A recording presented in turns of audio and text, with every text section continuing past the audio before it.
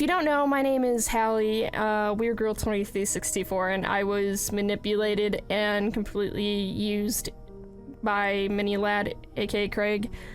And I recently, a month ago, maybe 2 months ago, have exposed him for all of that. And telling you guys what happened, I feel like I need to say it. The reason I did what I did, and there is even a message where I said this, is because what I said there is true.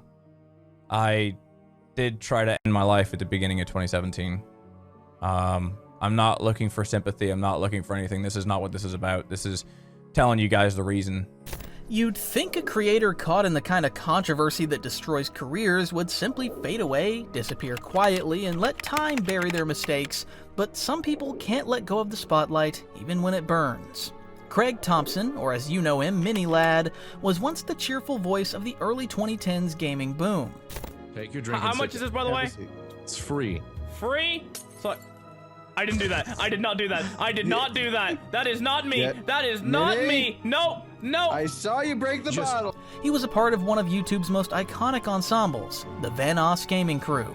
We all know them. Millions tuned in to hear them through chaotic Gmod sessions, to see his friendly banter with friends, to feel that sense of camaraderie that defined a generation of online creators. Oh, what's going on? Smitty here, and I'm here with Tyler, Scott, and then Smitty. Would you like to say hi, Smitty? Hey, what's up, dude? Fucking jiggles it. Picture the Panda Marksman, and then we're just gonna answer some questions, and that's about it. Okay. Why is Smitty sitting on your dick? So I like it. First question is from My Name is Adam. How can I get laid? Small couch with extra large people. By 2015, he'd amassed over 5 million subscribers, and he'd established himself as one of the platform's leading entertainers. But as with so many stories we tell about creators who begin as saints, behind it all, there's almost always something darker quietly taking shape. By 2020, Mini Lad's name would be synonymous, not with laughter, but with manipulation, lies, and betrayal. Accusations would surface of inappropriate behavior toward underage fans. Allegations backed by screenshots, testimonies, and patterns too detailed to look away from. It's scary knowing somebody like him has a platform, and a very successful platform. It's fucking terrifying, especially when there's so many younger people who watch him and look up to him. Before I exposed Craig, I was tweeting out about how I was scared I was about to expose a big influencer. It was fucking scary. I'm a person who vents on the internet. Should I? Maybe not. I don't know, but he totally knew I was talking about him. And this wasn't his first fall from grace. Even before the scandal that ended his career, issues had already formed, like public feuds with the Vanoss Crew, bitter livestream rants about his friends, and a habit of twisting narratives whenever public opinion turned against him. Is that what you want to do? The Coca-Cola curtains were pretty classic, though, I'm not gonna lie. Yeah, they were pretty good. The Xbox Live Karaoke Night. I'm your host, Mini Lad. I play the best tune, and all you have to do is sing along. Is everybody ready? No, sing along. No. Here we go. Okay, let's spin the wheel of fortune. Oh, this is actually one of the best before they were famous. This is one I get a lot. I don't really know why, okay? Fuck, marry, kill, Evan, Tyler, or Marcel. Okay, let's put this in perspective. Do you want to your friends who are the same sex as you? You don't? Well, same here. I don't want to my friends. I'm good. When confronted, Craig didn't just deflect, he would also weaponize sympathy, hiding behind mental health struggles to soften his image while never truly facing the people he'd hurt. Where I said this is because what I said there is true. I did try to end my life at the beginning of 2017. I'm not looking for sympathy. I'm not looking for anything. This is not what this is about. This is telling you guys the reason, and I just want you to understand the headspace that I was in. His apologies came, but they never landed. One moment he was really sorry, claiming to be working on himself in therapy. And I just want you to understand the headspace that I was in. The reality is I was being selfish. I wasn't thinking about repercussions. I wasn't thinking about anything. I was just being stupid, and I really want to apologize for that. I just wasn't thinking, and I regret it. I've regretted it since, and for that, for both Hallie and Ash, I'm really sorry. The next, he was back on YouTube, smiling into the camera and telling viewers that getting cancelled was the best thing that ever happened to me. He would create new channels, launch positive projects, and attempt to rewrite his own downfall into a redemption story. But each attempt only reminded people of what he'd done and what he refused to take responsibility for. Even his old colleagues, people like Terrorizer and Nogla, couldn't help turning the pain into jokes, references, and meme material. Vanoss, the quiet leader of the group, dropped sarcastic comments about how 2020 was such a great year where everyone stayed healthy and no one's career was ruined. The laughter that once built Craig's career now followed him in mockery. See, that's how you save your career, guys. That's what Minilad should have done. Right. Purchase Minecraft, record some videos, get some subscribers, talk to little kids, have with them. Yeah, that's about where it would end usually. What? About that whole demonetized thing we talked about. And yet, through it all, Minilad kept streaming. He kept posting. Even as sponsors fled, subscribers left, and entire communities rejected him, he returned again and again, chasing the ghost of an audience that no longer wanted him. Because sometimes the downfall isn't just about what you did, it's about what you didn't do, and what you did right after. You see, in 2011, YouTube was a very different place. Before the algorithm, before the rise of commentary or drama content, gaming videos were chaotic and way more personal. Back then, a 16-year-old from Northern Ireland named Craig Thompson sat in his bedroom with a cheap capture card and a dream. His early uploads were simple Call of Duty trolling clips, shaky commentary layered over pixelated gameplay, the kind of videos that might scrape together a few hundred views at best. But Craig's approach stood out. He wasn't pretending to be someone else, he was just having fun. What is going on YouTube, it's Mini here, and this is my channel. This is a channel update. I need to talk about a couple of things. I'm just going to go straight into it. I've got some Portal news. What I've done with all the Portal episodes that I've uploaded so far, I record them in like either 3 episodes or 4 episode chunks. He called his channel Minilad, a name born from a teenage inside joke where a friend already had the tag CraigLad, so he became the mini version.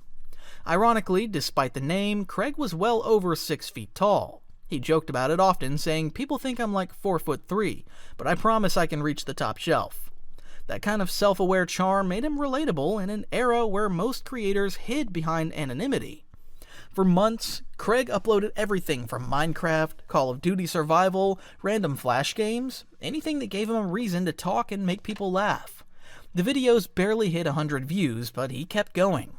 Then came a small break, a shout-out from YouTuber iHasCupquake in her Gamer of the Week series. Overnight, his subscriber count doubled from 300 to 700. It wasn't fame, but to him, it was something. Oh, this week's Gamer of the Week is a Minilad. And he has a lot of videos. He does games like Battlefield 3, Bioshock, Portal 2. In a later Q&A, he said, "When you double in subs in one day, no matter the size, you scream. You think, it's happening." So I think for that video, like 300 subs, like 700 subs, like overnight, I remember like screaming, like, because obviously when you double in subs, no matter what sub size you're on, you're like, ah! Still, his channel lacked focus. Craig tried everything until he found what clicked, trolling montages. Inspired by early YouTube prank creators like Call Me Kevin, he started combining his best in-game moments into fast-paced compilations he called trolltages. These videos, chaotic, loud, packed with quick edits and laughter, caught fire. Within 6 months, he jumped from 1,400 to 3,000 subscribers. Raping me. Oh, sticky! Gadoosh! Oh. Okay. Pre-shoot, pre-shoot! Preaching, got this. Wait. Where are you? Right, I'm just flanking these guys like a boss! Viewers weren't just watching for the gameplay anymore, they were watching him. People began praising his editing, calling it movie level for its time. Fans also threw a lot of platitudes and goodwill his way, which encouraged him to forge on. One fan asked that he made more of such videos, which he did. Another complimented his music choice, others just gave positive remarks, and so on and so on. That validation lit a spark. He later admitted that's when he fell in love with editing. He wasn't chasing views anymore, he was making something that he was proud of. By 2013, he was uploading Funny Moments compilations, which was a format that would define gaming YouTube for years. At the time, nobody was really doing it.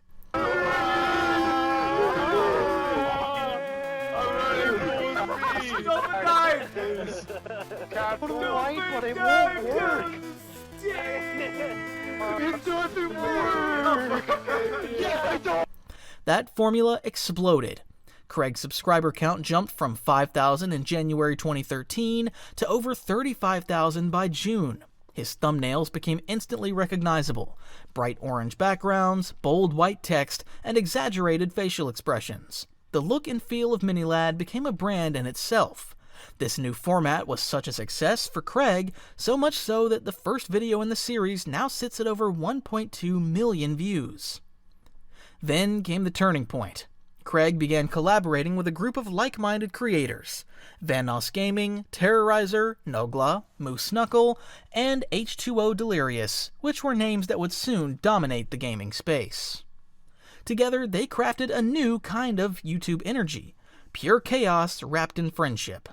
The chemistry was effortless. These weren't staged collabs, they were friends gaming late into the night and letting millions of people watch. The impact was massive. By late 2013, Minilad had over 200,000 subscribers. By mid-2014, his videos were pulling 500,000 views each, with some crossing the million-view mark. In one graph mapping the crew's growth, Craig's trajectory was one of the steepest from a small Irish kid with a headset to a gaming celebrity in under 2 years. The group's success lifted all of them. Between 2014 and 2016, Craig was touring, collaborating, and taking part in charity live streams that raised thousands of dollars. He bought a house in Los Angeles, filmed behind-the-scenes vlogs, and celebrated milestones 1 million, then 2, then 3, all the way up to 5 million subscribers.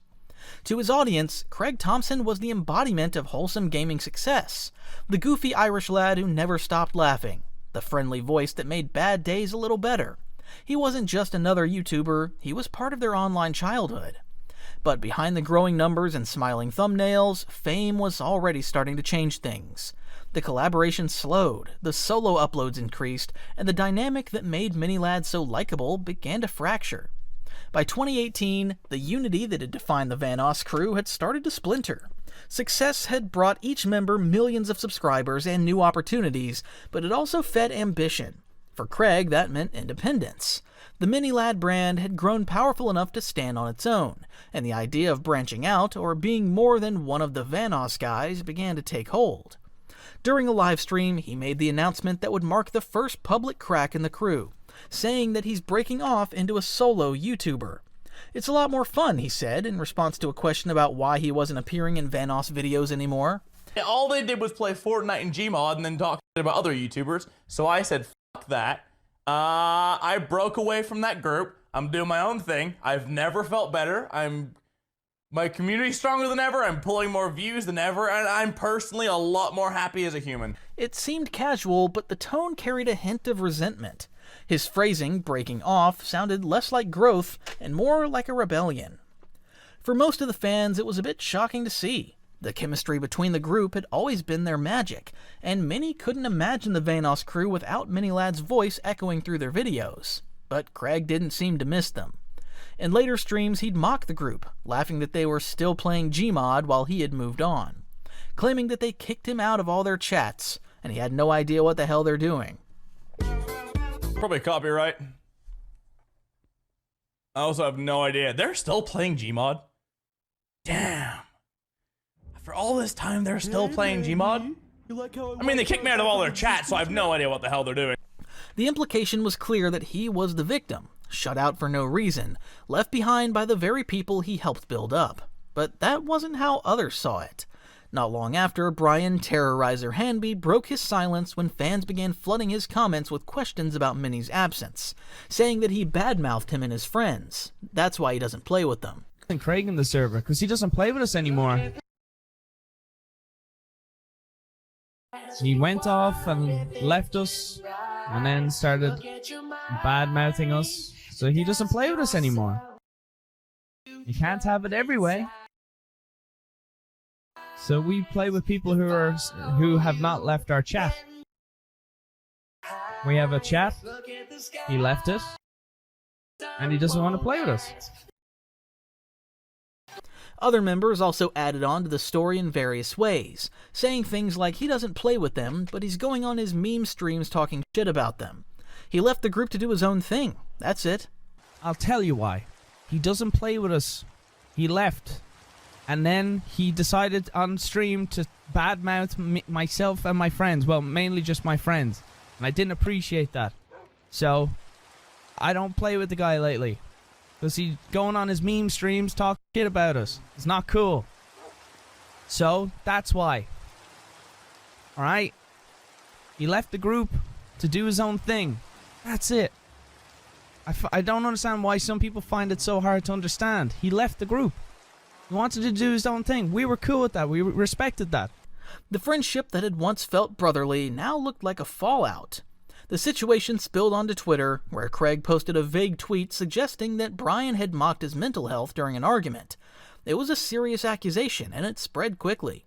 Sympathy poured in for Craig until Terrorizer responded directly, calling out what he saw as a complete distortion of events. He denied ever making fun of Craig's struggles and accused him of twisting private conversations into a public pity play. Screenshots and threads followed, and the private tension became community drama. For many longtime fans, it was the first time they saw a different side of Minilad. When the heat grew unbearable, Craig suddenly reversed tone. On a live stream, he told his viewers that he and Brian shook hands and were going to patch things up. We talked backstage at Evan's show and we shook hands and we're going to work on it. So, like, you know, I miss the dude. It sounded like closure until Brian himself publicly called it false, saying no such reconciliation had happened. To him, it was just another manipulation. Craig using half-truths to calm his audience, to make himself look like the bigger person, the peacemaker. Yeah, I don't particularly want to work with the guy. I know he made a video saying we're patching things up, which is not true. I feel like he says things in order to kind of... This wasn't a one-off. The same pattern began repeating itself. Small conflicts reframed as misunderstandings, personal criticism deflected with self-pity, public narratives rewritten just enough to keep sympathy on his side. Behind the cheerful thumbnails and upbeat energy, Minilad was learning how to control perception. Whenever a rumor surfaced or a friendship fractured, he crafted a version of events that made him look either like the victim or the hero, never the problem. It worked for a while. His audience still adored him, still bought the merchandise and clicked on every upload, but the people closest to him, the ones who once laughed beside him, were starting to see through the performance. As his subscriber count soared and collaborations multiplied, Craig Thompson's image as a cheerful, wholesome entertainer solidified. He called his fans the Lad Army, often reminding them that his DMs were always open, that they could talk to him anytime. It seemed kind, even compassionate, but behind that open-door persona, a darker double life was unfolding. While maintaining his image as a family-friendly gamer, Craig was privately messaging several of his underage fans. Two names would later emerge publicly, Hallie and Ash, both young fans who had grown up watching his videos and considered him a role model. Their stories, when revealed, painted a pattern of manipulation that went far beyond casual interaction. One of them, Ash, published a long statement detailing her experiences with Craig when she was only 16, as well as a thread of evidence that includes screenshots of explicit conversations, late-night messages filled with flirtation, guilt, and manipulation showing how he'd blurred boundaries while fully aware of her age. The leaked evidence includes texts where he asked if he could come for her, after calling her bae and saying that he loved her just earlier. There's also some evidence from a shared group chat, and there, Craig says, "What I can see from this GC, everyone just likes beating each other's ass," playing it off like some joke. The other one shows him soliciting for explicit pictures from the same minor, persuading her to do so while drunk. Within hours, another young woman, Hallie, came forward to corroborate Ash's story. Her post included images and message logs that mirrored the same pattern. Craig initiating contact, steering conversations into inappropriate territory, and then trying to manage her reaction when she hesitated. If you don't know, my name is Hallie, Weird Girl 2364, and I was manipulated and completely used by Minilad, aka Craig. And I recently, a month ago, maybe 2 months ago, have exposed him for all of that. It wasn't just me. In her statement, Hallie described how he manipulated her into silence by framing his own reputation as something she needed to protect. She said that he told her that people wouldn't understand, that if anyone found out, it would destroy him. She believed him. She didn't want to ruin his career. Before I exposed Craig, I was tweeting out about how I was scared I was about to expose a big influencer. It was fucking scary. I'm a person who vents on the internet. Should I? Maybe not. I don't know, but he totally knew I was talking about him, and he definitely did panic. He was talking to some people, trying to see if they could find out if I was going to be talking about him. The screenshot spread quickly across Twitter and Reddit. Fans who had watched Mini-Lad since childhood now saw his name trending under the words like predatory and grooming. Within days, major gaming outlets picked up the story. Headlines from The Independent and Dexerto framed the situation bluntly, reporting his crimes as it is. The backlash was overwhelming. Sponsors, including longtime partners who had supported his charity events, quietly pulled out. Within a few weeks, he lost nearly 1 million subscribers. His videos were flooded with angry comments, many from people who said they felt betrayed. For a creator who had built his career on being approachable and safe, the accusations cut directly at the heart of his identity. Meanwhile, his former collaborators Vanoss Gaming, Terrorizer, Nogla, and the rest of the crew remained publicly silent. None issued statements, none appeared alongside him again, but within their own streams and comment sections, the distance was obvious. He was no longer mentioned, no longer included, no longer part of the family that had made him famous. By the end of that summer, Craig's career was in freefall. For the first time, the mask slipped completely, and the internet saw the person behind it. After weeks of silence and speculation, Craig Thompson finally broke his silence. His long-awaited apology came not through video, but through a short statement on Twitter, a post titled "Clearing the Air." The message was supposed to address the accusations that had wrecked his career, but instead of clarity, it offered vagueness and evasion. Craig didn't name his victims, didn't acknowledge the power imbalance, and never once used the word grooming. Hey guys, I want to talk about a lot of the stuff that's been going on online lately, whether it's through YouTube or Twitter or places like that.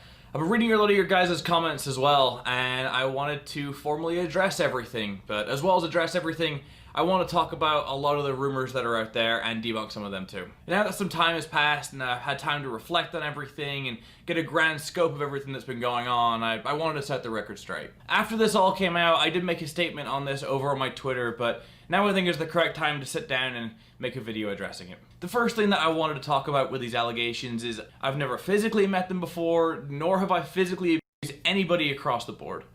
Instead, he started by saying that he has never physically abused anyone before, across board, just to give himself some hope of redemption. He then goes on about going to therapy and how he's looking to get better and keep going to therapy, reassuring fans that he didn't stop after 2 weeks, as some of his Twitch mods suggested with a leaked text. I want to be here on record saying that since then, I have been going to therapy every single week, and I will continue to go to therapy every single week. Some of my old Twitch mods have been leaking and screenshotting messages that I put in the mod chat where I say that after 2 weeks that I gave up on therapy. I wanted to say that this is untrue. After 2 weeks, I did stop going to a certain therapist because if you've been to therapy before, that you'll know that some therapists just don't fit your needs. He then framed his actions as mistakes that he made, saying that it was during a dark time in his life, hinting at depression.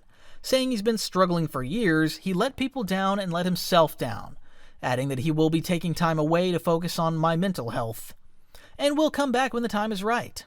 To his critics, it was transparent damage control and an attempt to shift focus from accountability to sympathy. The statement read less like an apology and more like a plea for forgiveness without consequence. Even the phrasing, "when the time is right," suggested an eventual comeback, as though this were just another low point in a hero's journey, rather than the exposure of predatory behavior. Today, we're gonna be answering questions like, for those who are wondering why I left Twitter, and then I lose my mind. Almost raising money for the Macmillan Cancer Support. With that being said, first meme. A month later, that comeback arrived prematurely and disastrously. Without warning, Craig uploaded a video titled "Minecraft, but all the mobs are me." It was meant to be comedic, but the timing was catastrophic. The internet hadn't forgotten, it was still reeling. Comment sections filled instantly with outrage. Viewers saw it as tone-deaf, a man accused of exploiting minors returning to YouTube with jokes about fighting his own clones. Even worse, the video's description echoed the same hollow tone as his Twitter post, referencing moving forward and mental health, but offering nothing to those he had hurt. He spoke about therapy, about being in a better headspace, but not about accountability. When the backlash hit, he doubled down by releasing a second video simply titled, "My Apology." This time it was longer, more emotional, but even more self-serving. He opened by recounting his own mental health struggles and revealed that he had attempted suicide in 2017. The reason I did what I did, and there was even a message where I said this, is because what I said there is true. I did try to end my life at the beginning of 2017. I'm not looking for sympathy. I'm not looking for anything. This is not what this is about. This is telling you guys the reason, and I just want you to understand the headspace that I was in. The reality is I was being selfish. I wasn't thinking about repercussions. I wasn't thinking about anything. I was just being stupid and feel like I need to say it. But what followed contradicted the disclaimer. The video revolved almost entirely around his suffering, the pressure of fame, the loneliness of YouTube, the depression he'd faced. The victims were barely mentioned, and when they were, it was as a brief aside framed by his own regret. He spoke of not thinking clearly, of being selfish, and of needing to do better. Yet the details of his misconduct were conspicuously absent. In later analyses, viewers discovered he had cropped screenshots and altered message chains to soften context, by removing damning timestamps and reframing certain conversations to appear less incriminating. It was an apology built on omission. His attempt at emotional redemption only reignited outrage. Sponsors severed ties officially this time. One even scrubbed his name from past charity partnerships. YouTube stripped his channel of monetization, effectively ending his income from a platform he had once dominated. By early 2021, MiniLad was no longer a beloved creator, but a case study in downfall. His audience had migrated to commentary channels and expose videos, where creators like SunnyV2, Some Ordinary Gamers, and Turkey Tom unpacked the wreckage in exhaustive detail. Fans didn't go to MiniLad for explanations anymore. They went elsewhere to understand how the person they'd admired had fallen so far. 2021 began with silence. After 2 hollow apologies and the collapse of a once massive career, Craig Thompson disappeared from YouTube and social media altogether. His channel sat dormant, stripped of monetization. Months passed with no updates, no tweets, no streams. For many, that silence was closure. MiniLad was finished. But silence, as Craig would later prove, was never the end. It was his strategy. In early 2021, subtle signs of movement reappeared. A new Instagram post surfaced, a gym selfie, a smile, a caption about progress and healing. Then a short tweet. "It's been a journey. I've been in therapy, learning, changing. I'm finally in a good place." By mid-year, he resurfaced in full, uploading a new video where he declared that he was done being MiniLad. He was now Craig, and he honestly was happier than he's ever been. I'm now the happiest I think I've ever been in my life. And I know that might sound really hard to believe for a lot of people, considering what has been going on. But for the first time in my life, I figured out who I... He explained that he had relocated to Texas, surrounded by good people and a new mindset. The backdrop was minimalist, clean, all part of the rebrand. Gone were the chaotic edits and exaggerated thumbnails. In their place were muted tones, calm delivery, and messages about self-improvement.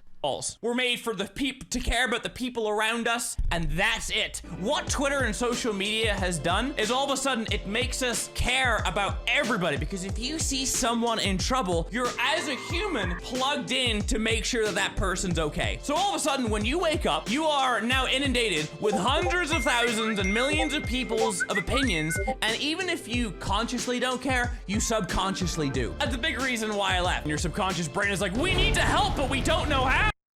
He spoke of therapy in cinematic terms, describing how he'd opened the dark chambers of his mind and cleaned everything out.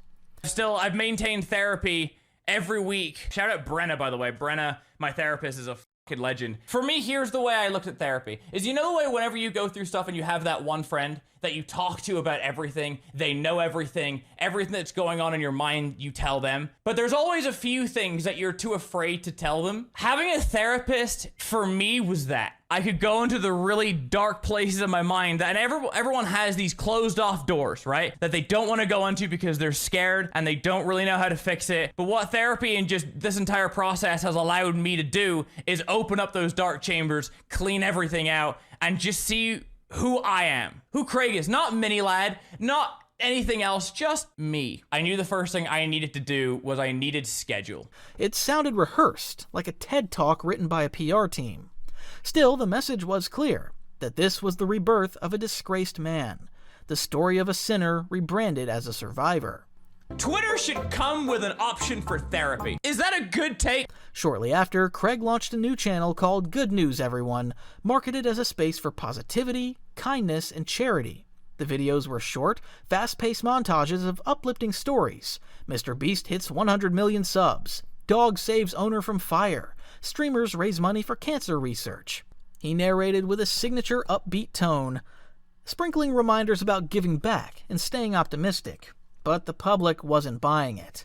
Every upload was flooded with comments referencing his past. Bro, you solicited minors. That's not drama, that's a felony. The dislike bars told the rest of the story, towering red walls of disapproval dwarfing the likes beneath him. And after less than 3 uploads on the channel, he took it all down. To critics, it was clear what was happening. The charity work, the mental health language, the polished tone, all of it was a campaign to sanitize his image, a way to build moral capital without ever confronting the core of his downfall. When he donated to cancer research, it wasn't generosity, it was for optics. He claims that he left Twitter because it's toxic, and all that he cares about now is his work, family, and helping others. To figure out my issues, all I care about is my work, the people around me, and my family. Everything else. By the end of 2021, Mini Lad was officially gone, but Craig Thompson's name carried the same weight. The rebrand had failed to cleanse the stain. By 2022, Craig Thompson's quiet attempts at rehabilitation had been thoroughly overshadowed by the internet's memory. A memory that doesn't forgive, and certainly doesn't forget. But the commentary world wasn't the only place keeping the story alive. The Vanoss Crew, the same group that had once defined his rise, began referencing Craig again, not in explanations or statements, but in humor. Their streams, meme compilations, and reaction videos were peppered with inside jokes and callbacks that doubled as subtle jabs. During one reaction stream, Nogla and Terrorizer watched an old Gmod clip, the same clip where Craig had once scoffed, "They're still playing Gmod." Nogla smirked and said, "We are still playing Gmod," to laughter from the chat. Then, unable to resist, he added, "And we're still not talking to you." Later, while playing a game, they take further jabs at Craig, joking about going to Snapchat to find minors. Let's go! Let's go! Time to get on the... Let's go to Snapchat. Let's go! No, no, no! Mario! These accusations of Mario! Mario, we got no! Mario? Snapchat! Come on, let's climb! Mario! Don't bring them to the mansion! Come on, Mario! Mario! Luigi, stop it!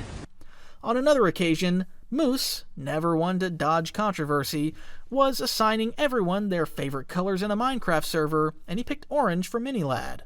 Moose orange, it's all our signature colors. Everybody knows Moose's favorite color is orange. Green for Dai Denogla, red for Vanoss Gaming, blue for H2O Delirious, and orange for Mooney Lad.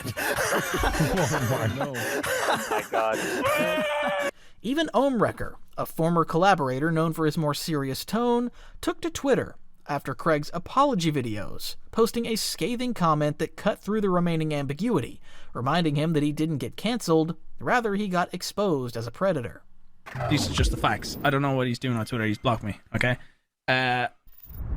What did he do? He fucking said he was insinuating that I must have had no knowledge of the things that are happening with Craig. That surely Brian knew about it. Like, what the fuck? What a fucking slanderous thing to say on the internet. He accused Craig of evading accountability, manipulating public sympathy, and hiding behind mental health narratives. His post went viral, drawing support from viewers and creators alike who were tired of seeing predators rebrand their way back into relevance. And then came the most awkward chapter of all the Nogla text exchange. During a 2022 livestream, Nogla revealed that Craig had recently reached out to him. Bit of a secret, guys. He texted me recently. That's right. The man, the myth, the lad. He texted me. And it was actually a nice text. So I texted him back after a while. And I was nice. But I was like, bro, you know, it is what it is, bro. You know? Hope life goes well, family's well. I texted back. And then I ended the text, P.S. Taking the meme stream. Oh no. I already know what he's talking about. Oh, for fuck's sake, bro. It was nice text, I leave bro. for a second, man. I just said, hey, bro, hope you're well, hope family's well, taking the meme stream, and Talk I to you hope you later. deleted Snapchat. Like, that's it, dude. It was nice, simple text. He explains that it was actually a nice text that Craig said he hopes his family was doing well. So he replied with the same vibe, saying he hoped Craig's family was well, with a PS to delete Snapchat. The Vanoss Crew never made official statements, but they didn't need to. Their jokes, clips, and passing remarks kept the memory alive far more effectively than any tweet could. To them, it wasn't about reopening old wounds, it was about refusing to let the narrative be rewritten. By this point, Craig's attempts to rebuild had faded into obscurity. By 2022, the mini-lad name had become internet shorthand for disgrace. Yet even after everything, Craig Thompson couldn't resist the lure of a comeback. Where most would have disappeared completely, he seemed determined to rewrite the ending. His return came quietly at first, short uploads with benign titles like Why I Left Twitter and Why Getting Cancelled Was the Best Thing to Happen to Me. But their content revealed the same pattern that had defined every phase of his downfall: selective storytelling, emotional manipulation, and a total avoidance of responsibility. Myself and trying not to make this career go away, that in turn I lost my mind and I let my career go away. If you take a week off, YouTube kicks you out of the algorithm, you're fucking In Why I Left Twitter, Craig leaned into the language of self-improvement. He spoke about toxic negativity, protecting his peace, and focusing on family and real life. He painted himself as a victim of online cruelty, not as the cause of his own destruction. At one point, he declared that he was not here to argue or dwell on the past, instead to work hard, do good, and move forward. Then came Why Getting Cancelled Was the Best Thing to Happen to Me.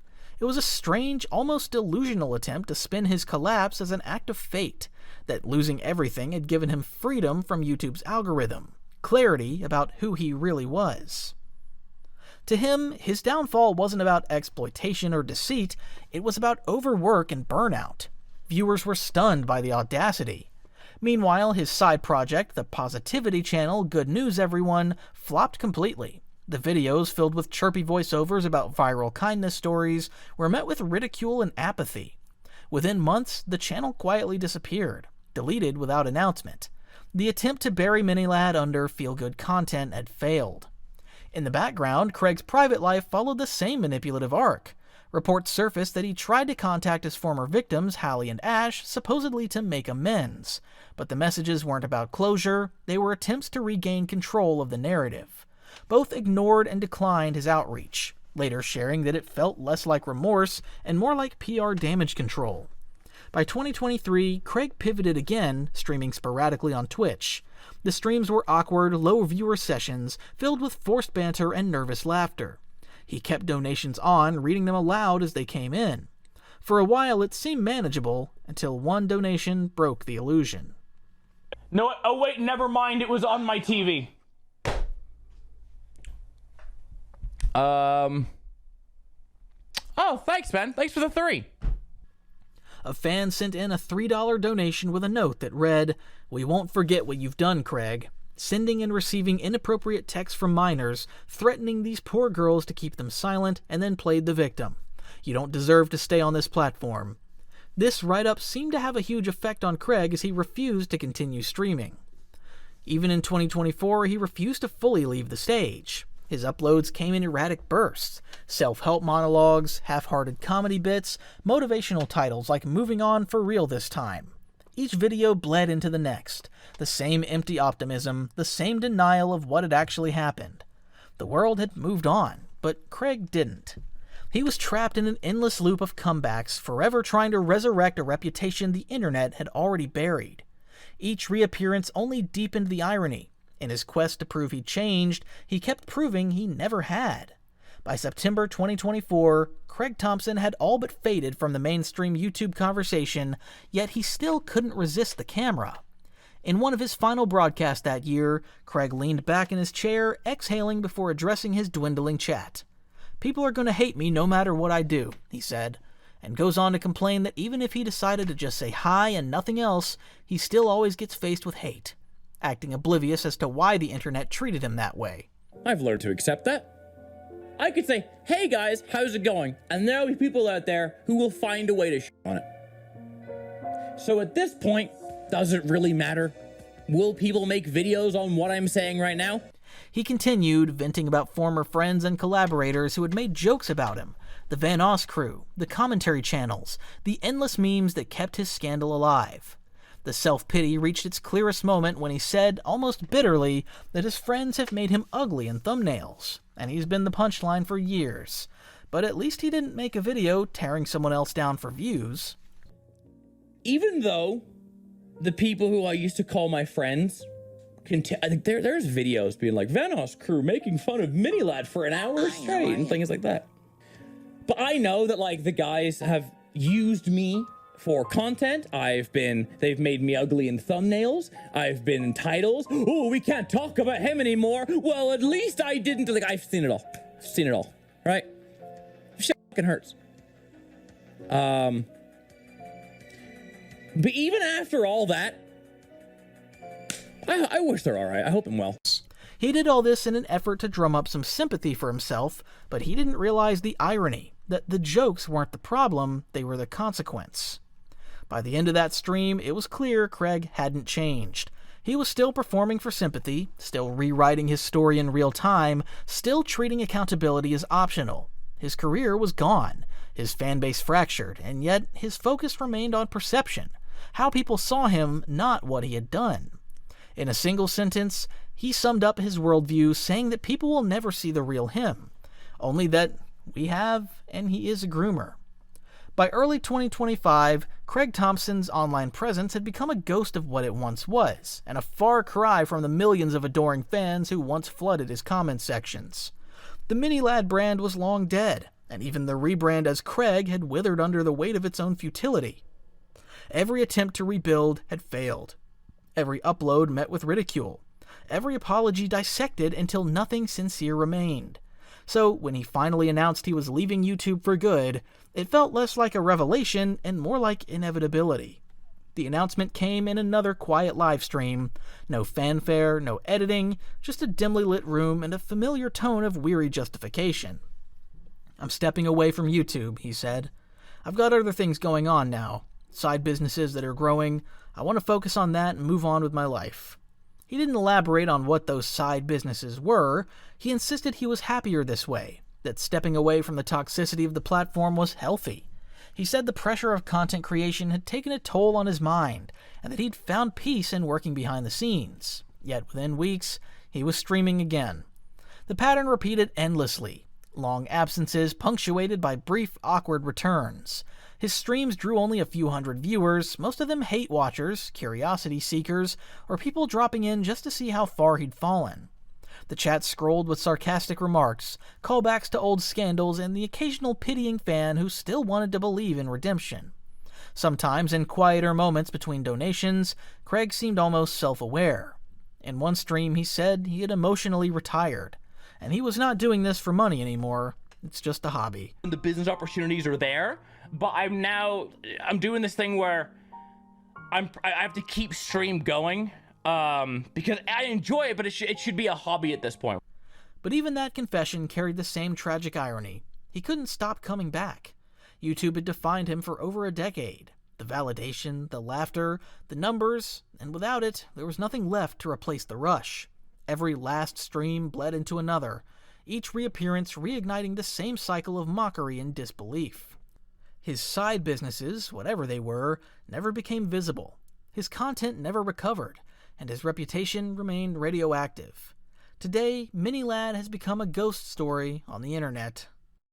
When you donate to a charity live stream and that money leaves your bank account and it goes to the charity, do you expect that money to actually be going to the charity that you're donating to, or do you expect it to sit in a bank account for years? What do you think is the more logical option? Hello guys and gals, me Mutahar, and today we've got a pretty serious video to make. Throughout my career, people make mistakes and there's accountability to be taken, and I am not shy to taking real accountability to actual mistakes. Mutahar, you lying f***ing scumbag! What is your problem, dude? Why do you throw me under the bus with some dude that's got lolly in his videos? What is your problem?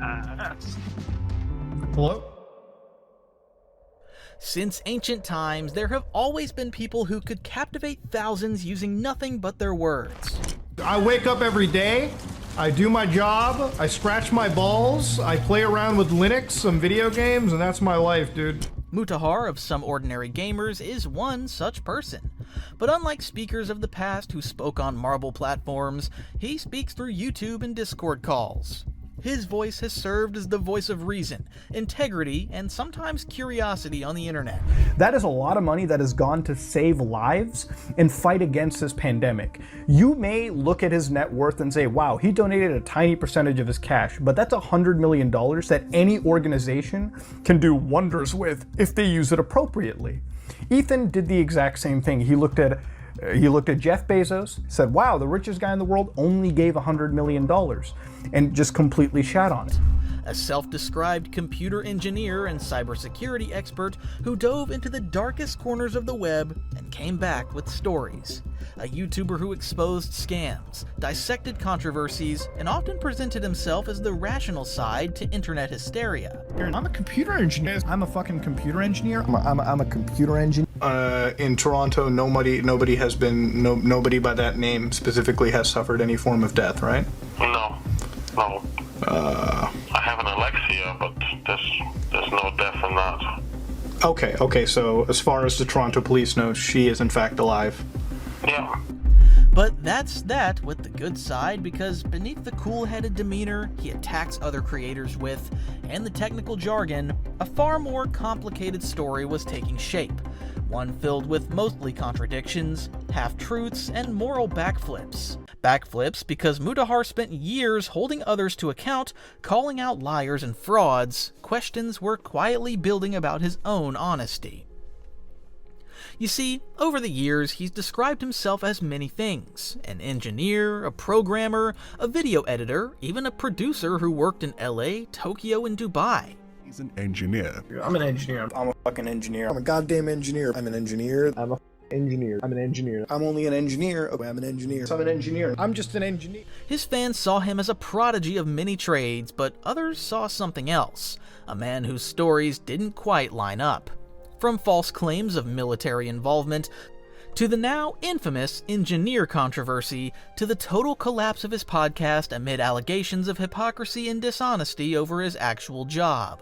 Mutahar's carefully built reputation began to unravel piece by piece. He's an engineer. I'm an engineer. I'm a fucking engineer. I'm a goddamn engineer. I'm an engineer. I'm a engineer. I'm an engineer. I'm only an engineer. I'm an engineer. I'm an engineer. I'm just an engineer. YouTube isn't my job. Thank God my job isn't YouTube. YouTube is not my job. YouTube is not my job. YouTube is not my job. YouTube is not my job. YouTube is not my job. I use YouTube as a hobby. This is not a job. YouTube is On YouTube. I think like 3.4 or 5 million or something. I don't know. I don't know the exact amount. 3.5, like 3.5 million. We'll say that. And you're still doing multiple 9-to-5s where you're running different businesses. You were talking about Q4 I'm the being CEO of our extremely own busy. company. Like I'm the CEO of Right. like our own group. We do a lot of like property and like asset investment around where we live. His fallout with Ethan Klein, his investigations into creators like J-Station and The Completionist, his ties to Nux Taku during the podcast scandal where each episode revealed the contradictions of the man behind the microphone. I upload every day and YouTube's not even my job. I was like, shut the f up, bro. But like, yes, it is. Shut up. He did the exact same thing. He looked at Jeff Bezos, said, wow, the richest guy in the world only gave $100 million, and just completely shat on it. To be this righteously angry, surely I must have said that. I mean, all of his fans are spamming our subreddit, they're tweeting at me hate shit, they're emailing me hate shit. It's got all these views and likes. Surely I actually said that, right? Let me actually look back and see, what did I say? So I talked about how... His first controversy, however, was in 2020 when the platform was consumed by one of its biggest creator feuds. A war of words between Ethan Klein, host of H3H3 Productions, and Daniel Keemstar Keem, the infamous drama host behind Drama Alert. Their conflict drew in nearly every major figure in the community, forcing creators to choose sides in what quickly became a moral spectacle. Mutahar somehow decided to step into the crossfire. At the time, he was friendly with Keemstar, and while he wasn't directly involved in the feud, he seemed compelled to voice his opinion. The result was a video titled The Hypocrisy of Ethan Klein, a 7-minute critique that would mark the first serious dent in his credibility. In the video, Mutahar accused Ethan Klein of donation shaming Jeff Bezos, after the Amazon CEO donated $100 million to COVID-19 relief efforts through Feeding America. Mutahar framed Ethan as hypocritical, calling him a moral grandstander who criticized billionaires even when they did something good. In this trying time, Ethan has had plenty of time to sit on Twitter and morally grandstand and basically spread his political beliefs as they may be and as pseudo-intellectual as he comes across. But that's not even my concern. My concern is his donation shaming and how hypocritical it is, and it's something that has actually pissed me off enough to make this video. The video, which leaned heavily on Mutahar's righteous anger, quickly spread across timelines. It was exactly the kind of attention-driven momentum that many creators thrived on, but this time the facts weren't on his side. Within days, Ethan Klein responded, not with another moral tirade, but with evidence. He played back his own live streams and showed, line by line, that he had never criticized Bezos' donation. His original comments were about Amazon's labor practices and its sick leave policy, not the donation itself. I talked about how Amazon was only giving sick leave to people who test positive for coronavirus, which, I mean, admittedly is insane and obviously not donation shaming. I talked about Whole Foods asking its employees to donate their own sick days to other employees so they could take time off. Well, that's not donation shaming what it is. I did say that Jeff Bezos is looking more and more like Lex Luthor. He then mocked Mutahar's opening line. Because this video is sponsored by a take. Imagine making a video that starts with, "This video was sponsored by a take," and the take didn't even happen, and then all of a sudden that take is yours, Dad. Mutahar had made a critical factual error, the kind that a few minutes of verification could have prevented. Ethan's rebuttal made it clear that Mutahar hadn't actually checked the source material before launching into outrage mode. The hypocrisy accusation was baseless. Realizing the scale of the mistake, Mutahar quickly deleted the video and issued an apology. Realizing how big my channel actually is, I have responsibility to not make claims. And with that said, I give my whole apologies to Ethan and Gila for sure. I feel like they both deserve it hardcore. The apology itself seemed sincere, acknowledging the responsibility that came with his platform, but what stood out was the behavior that led to it. Overconfidence, lack of research, and the impulse to moralize first and fact-check later. This was the first visible crack in Mutahar's image as a voice of reason. Curiously though, Mutahar escaped major backlash. His audience, who largely disliked Ethan Klein and H3H3 Productions, brushed off the incident. Many of his fans praised him for apologizing, while others, however, believed it to be a wake-up call. But to understand how he cultivated such a large audience that would back him even in his failings, you have to go all the way back to the start of his channel. The story of Mutahar Vanoss of Some Ordinary Gamers began way back in March 15th, 2012, when he and his friend Zahed decided to launch a small YouTube channel together. Their first upload, a Let's Play of The Legend of Zelda Ocarina of Time, was nothing out of the ordinary by 2012 standards. Just two friends joking around and exploring a game they loved. Hello everyone, welcome to our first Let's Play on YouTube. We're doing Legend of Zelda Ocarina of Time.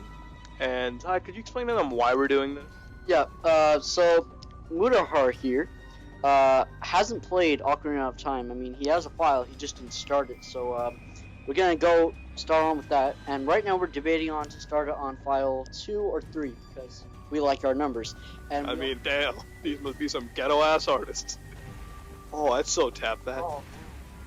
Uh-oh. Look at that guy. Look at how badass he is. No, I'm kidding. Red It's a face. red face. Total red face, kids. In those early months, Zahed took the lead on a series called Cancelled Gaming, exploring unreleased and forgotten titles that never made it to store shelves. Meanwhile, Mutahar carved out his own niche, Haunted Gaming, a series dedicated to creepypastas, cursed cartridges, and unsettling internet legends.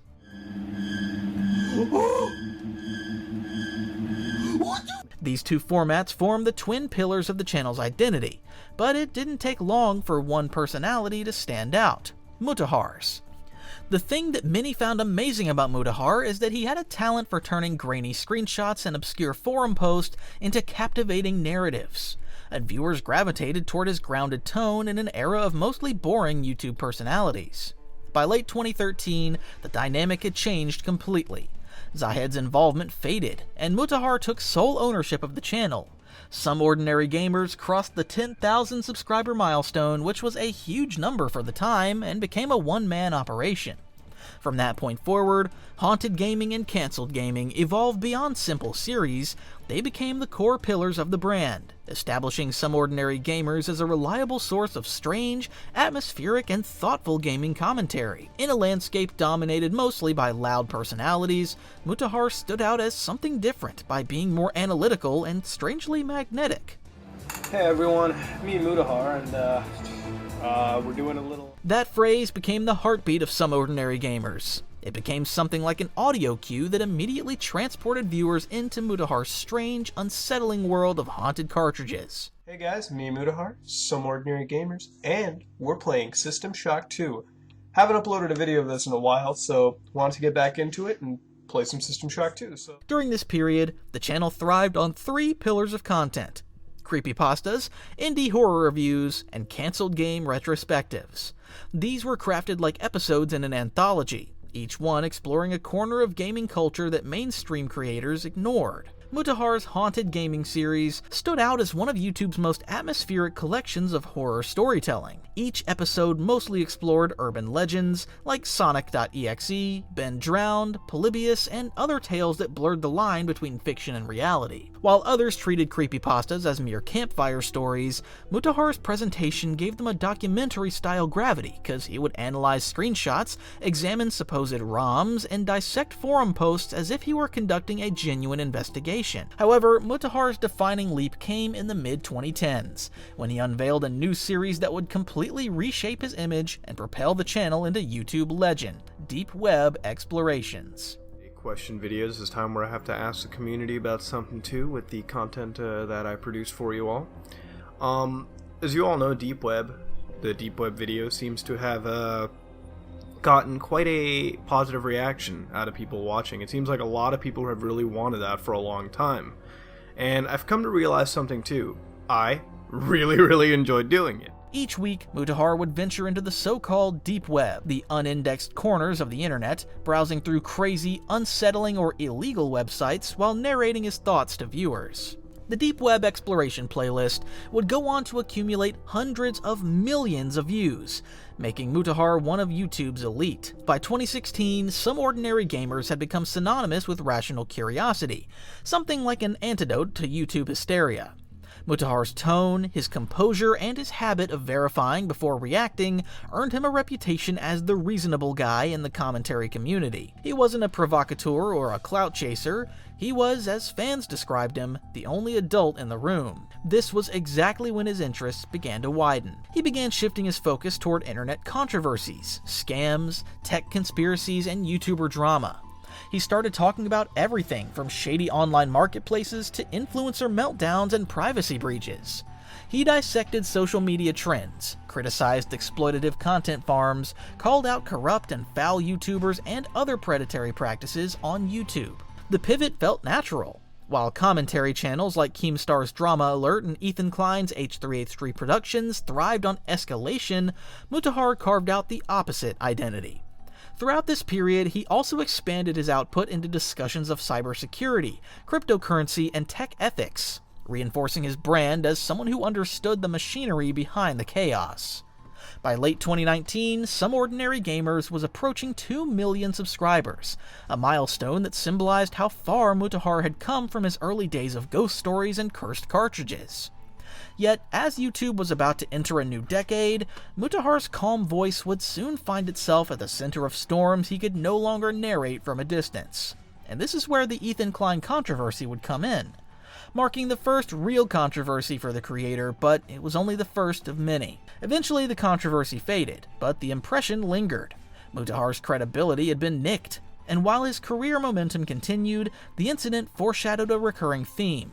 For the first time, Mutahar's biggest flaw was visible not in what he said, but in what he didn't bother to verify. After the Ethan Klein problem, Mutahar's credibility seemed momentarily shaken, but fate soon handed him an opportunity to rebuild it. Between 2020 and 2023, he would experience a career high point that redefined his public image, positioning him as one of YouTube's most credible independent investigators. This leads us to the J-Station hoax, another infamous scandal in YouTube's modern history, but before we get into it, you need to know who this guy is. J-Station was, or still is, a Canadian YouTuber who was notorious for his 3 AM challenge videos and exploitation of tragedy for clicks, had already built a whole thing as one of the platform's most unethical creators. His niche was to use shock, fake supernatural events, and even death to farm views. He and his then-girlfriend, Alexia Morano, ran the Dream Team channel, where they created sensational videos involving Ouija boards, haunted dolls, and spirit communication, and stuff like that. But in January 2020, J-Station crossed a line that even his critics didn't see coming. He uploaded a tearful video titled something along the lines of "My girlfriend Alexia died," claiming she had been killed by a drunk driver in a hit-and-run accident. The upload was laced with dramatic pauses and emotional manipulation. Jay thanked fans for their support, referenced their dream of hitting 1 million subscribers, and vowed to keep her legacy alive. "Thank you guys so much for all your support," Jay said into the camera, appearing distraught. "She just wanted to reach 1 million subscribers. We were working so hard." Thank you guys so much for all your support, especially on mine and Alexia's channel, Dream Team. She just wanted to get 1 million subscribers. We were working so... At first, many viewers expressed condolences, but almost immediately, others noticed inconsistencies. Alexia's family hadn't posted anything, no local news outlets reported the accident, and Jay's demeanor seemed kinda performative. Then, days later, he posted another video titled "Contacting My Dead Girlfriend Alexia at 3 AM Challenge," in which he pretended to use a Ouija board to communicate with her spirit. One on each side of the Ouija board, just like this. I am so freaking scared right now, guys. It was one of the most distasteful stunts ever uploaded to YouTube, and it might have gone unchecked if not for Mutahar's intervention. Being Canadian himself, Mutahar knew how to search public records within the Toronto jurisdiction. He pulled up death registries, contacted local authorities, and began to fact-check Jay's claims in real time during a video. So, in Toronto, nobody has been, nobody by that name specifically has suffered any form of death, right? No. I have an Alexia, but there's no death in that. Okay. Within days, Alexia herself appeared online, confirming that she was alive and denouncing Jay for lying about her death. What happened after that wasn't so pretty. Coming out to confirm that she was in fact alive and well, and YouTube would finally step. YouTube, under mounting public pressure, banned Jay from the platform to show how far he had crossed the line. In the aftermath, Mutahar was hailed as a hero. His investigation had not only exposed one of YouTube's most disgusting hoaxes, but had also proven that independent creators could conduct meaningful, fast-driven journalism in a space dominated by clickbait, especially after the Klein thing. From then on, he wasn't just a commentator anymore, he was a trusted watchdog. For a brief moment, Mutahar embodied everything his brand promised: rational, fearless, ethical. But as history would soon show, the same confidence that made him bold enough to uncover the truth would also make him reckless enough to ignore it. Over the next few years, he continued to grow his reputation through a string of other investigations that showcased both his technical competence and his commitment to transparency. One of the most notable of these was his deep dive into the Club Penguin scandal, a video that would go on to amass nearly 4 million views. The once wholesome Disney-owned online world, famous for its family-friendly snow forts and puffles, had devolved into a haven for inappropriate and illegal activity following the rise of unofficial private servers. That leaves me unfazed over the internet. It's stories of predators hanging around near children's games. You know, I've seen it years ago with the Minecraft community when a lot of exposing was going on. But the thing is, I wasn't surprised and I wasn't shocked. The thing is, this stuff unfortunately goes pretty hand in hand. Now, today's video is all about Club Penguin, and a lot of you might say, well, Muta, Club Penguin's gone. And you're right, it does not operate in an official capacity, despite some of the news sites that almost make it seem like it still does. The video struck a nerve. For many, Club Penguin was a huge piece of their childhood. Seeing it corrupted like this was hard. Not long after, he joined forces with another prominent figure in the commentary world, Nicholas DeOrio, to investigate a creator known as Mama Max, a YouTuber whose entire brand revolved around hunting predators. Initially, both Mutahar and DeOrio had viewed Max as a force for good, someone using his platform to expose real danger online, but as they dug deeper, it wasn't quite as it seemed. Hello guys and gals, me Mutahar, and today we're going to be looking at a pretty interesting update regarding Mama Max. Now usually when I do an investigation on the internet or make a big video, usually the matters are pretty done and dusted right there. I don't really have to go back. But, you know, since then there's actually been a lot of developments that I think are worth talking about and worth revisiting. Now to give you an idea, about the end of last year, I covered a creator known as Mama Max, who used to be a friend of mine, alright, a friend of Nexpo, friend of Nick Crowley, friend of a lot of people in the horror community. Now Max was a content creator that was known for filming investigations and takedowns on unsavory people on the internet, specifically being unsavory towards those that are not of age, okay? Now, it turned out that I think nearly all of Max's investigative materials were complete nonsense. Now, Max had an interesting style of producing content, his editing was... Together, they uncovered how Mama Max's content mixed real accusations with dramatized elements, creating confusion between what was real and fake. Behind the scenes, Max's behavior with collaborators raised red flags with accusations of manipulation, over-dramatization, and exploiting serious topics for engagement. The collaboration between Mutahar and DeOrio helped dismantle the myth surrounding Mama Max, showing that even those who claim to be heroes of the platform could fall victim to the same narcissism and recklessness as the predators they claim to expose. ChatGPT understands the legal system. Which is not true, by the way. Don't even believe that for a second. All right, Max was not exactly a truthful individual. Now, the reason why Max came into prominence was at the time, Max was running a video series regarding something known as God Cult. A cult which was centered around guarding our children, okay? God, guard our children, you get the idea? But as the years rolled forward, that reputation would become increasingly fragile, because for all the times Mutahar exposed the lies of others, there were some deceptions and inconsistencies that he could not or would not confront within himself. But we'll get into all that a bit later. By late 2023, Mutahar's investigative reputation had reached its apex. He had taken down scammers, debunked hoaxes, and peeled back the web's darker corners, all while earning the trust of millions. It was in this climate of credibility that he partnered with fellow YouTuber Carl Jobst for what would become one of the most high-profile exposés of his career, the Completionist charity scandal. The investigation centered on Gerard the Completionist Khalil, a well-known gaming personality celebrated for his exhaustive game reviews and philanthropy. For years, Gerard had run a non-profit organization called the Open Hand Foundation, reportedly in honor of his late mother, which promised to raise funds for Alzheimer's and dementia research. On the surface, it was a noble cause for sure, a YouTuber using his platform for good, but when Mutahar and Carl began examining the charity's public tax filings, a different picture started to emerge. Their videos alleged that hundreds of thousands of dollars in donations had never actually reached any Alzheimer's organizations. Instead, the funds appeared to be sitting idle in a foundation account, unspent and unallocated. Tells me, Mutahar. I'm going to start you off with a question. When you donate to a charity live stream and that money leaves your bank account and it goes to the charity, do you expect that money to actually be going to the charity that you're donating to, or do you expect it to sit in a bank account for years? What do you think is the more logical option? Do you want your money to go that year, or do you want it to just sit in a bank account doing... The evidence was actually compelling, with screenshots of tax forms, on-camera explanations, and a recorded call with Gerard himself, who seemed to stumble through answers. You know, I think that's my up. I have personally donated to AFTD and Alzheimer's Association over the years, and that's where, again, I assumed the money was going there to support them as we were talking negotiations about working with them.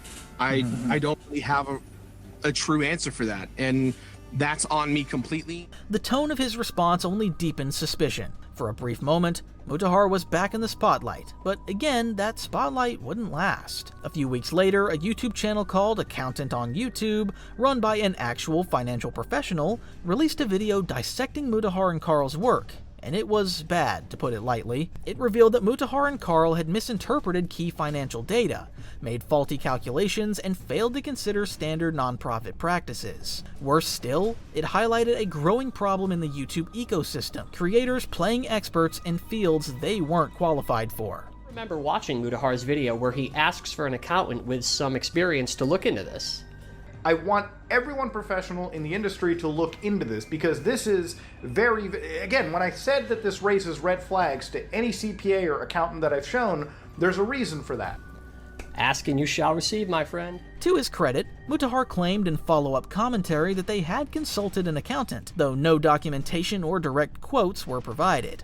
To many, it looked like damage control. Still, the core of their investigation, that the Open Hand Foundation had held onto donations for years without acting on them, remained true. Even with flaws in their methodology, they had uncovered real wrongdoing, and that fact earned them credit from the public. However, this moment could prove to be the last time Mutahar stood firmly in good standing with the YouTube community world.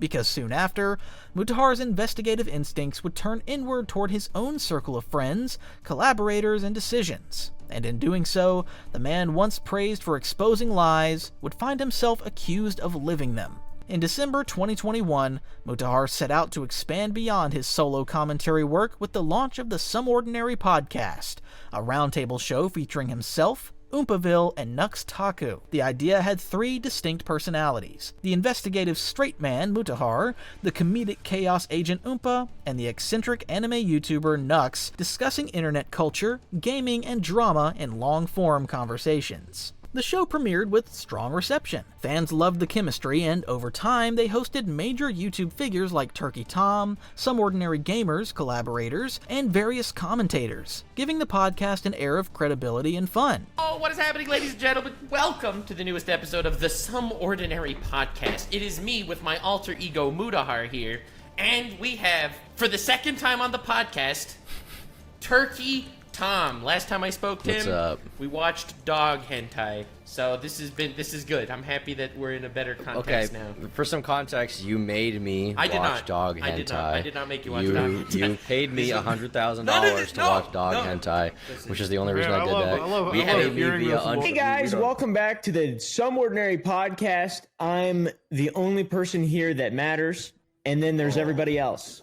Y'all starting off strong. Love that. Love that. This man, he's been high on Tate speech. We respect. I've been hanging out with fashion. By early 2023, the Some Ordinary Podcast had carved out a respectable niche.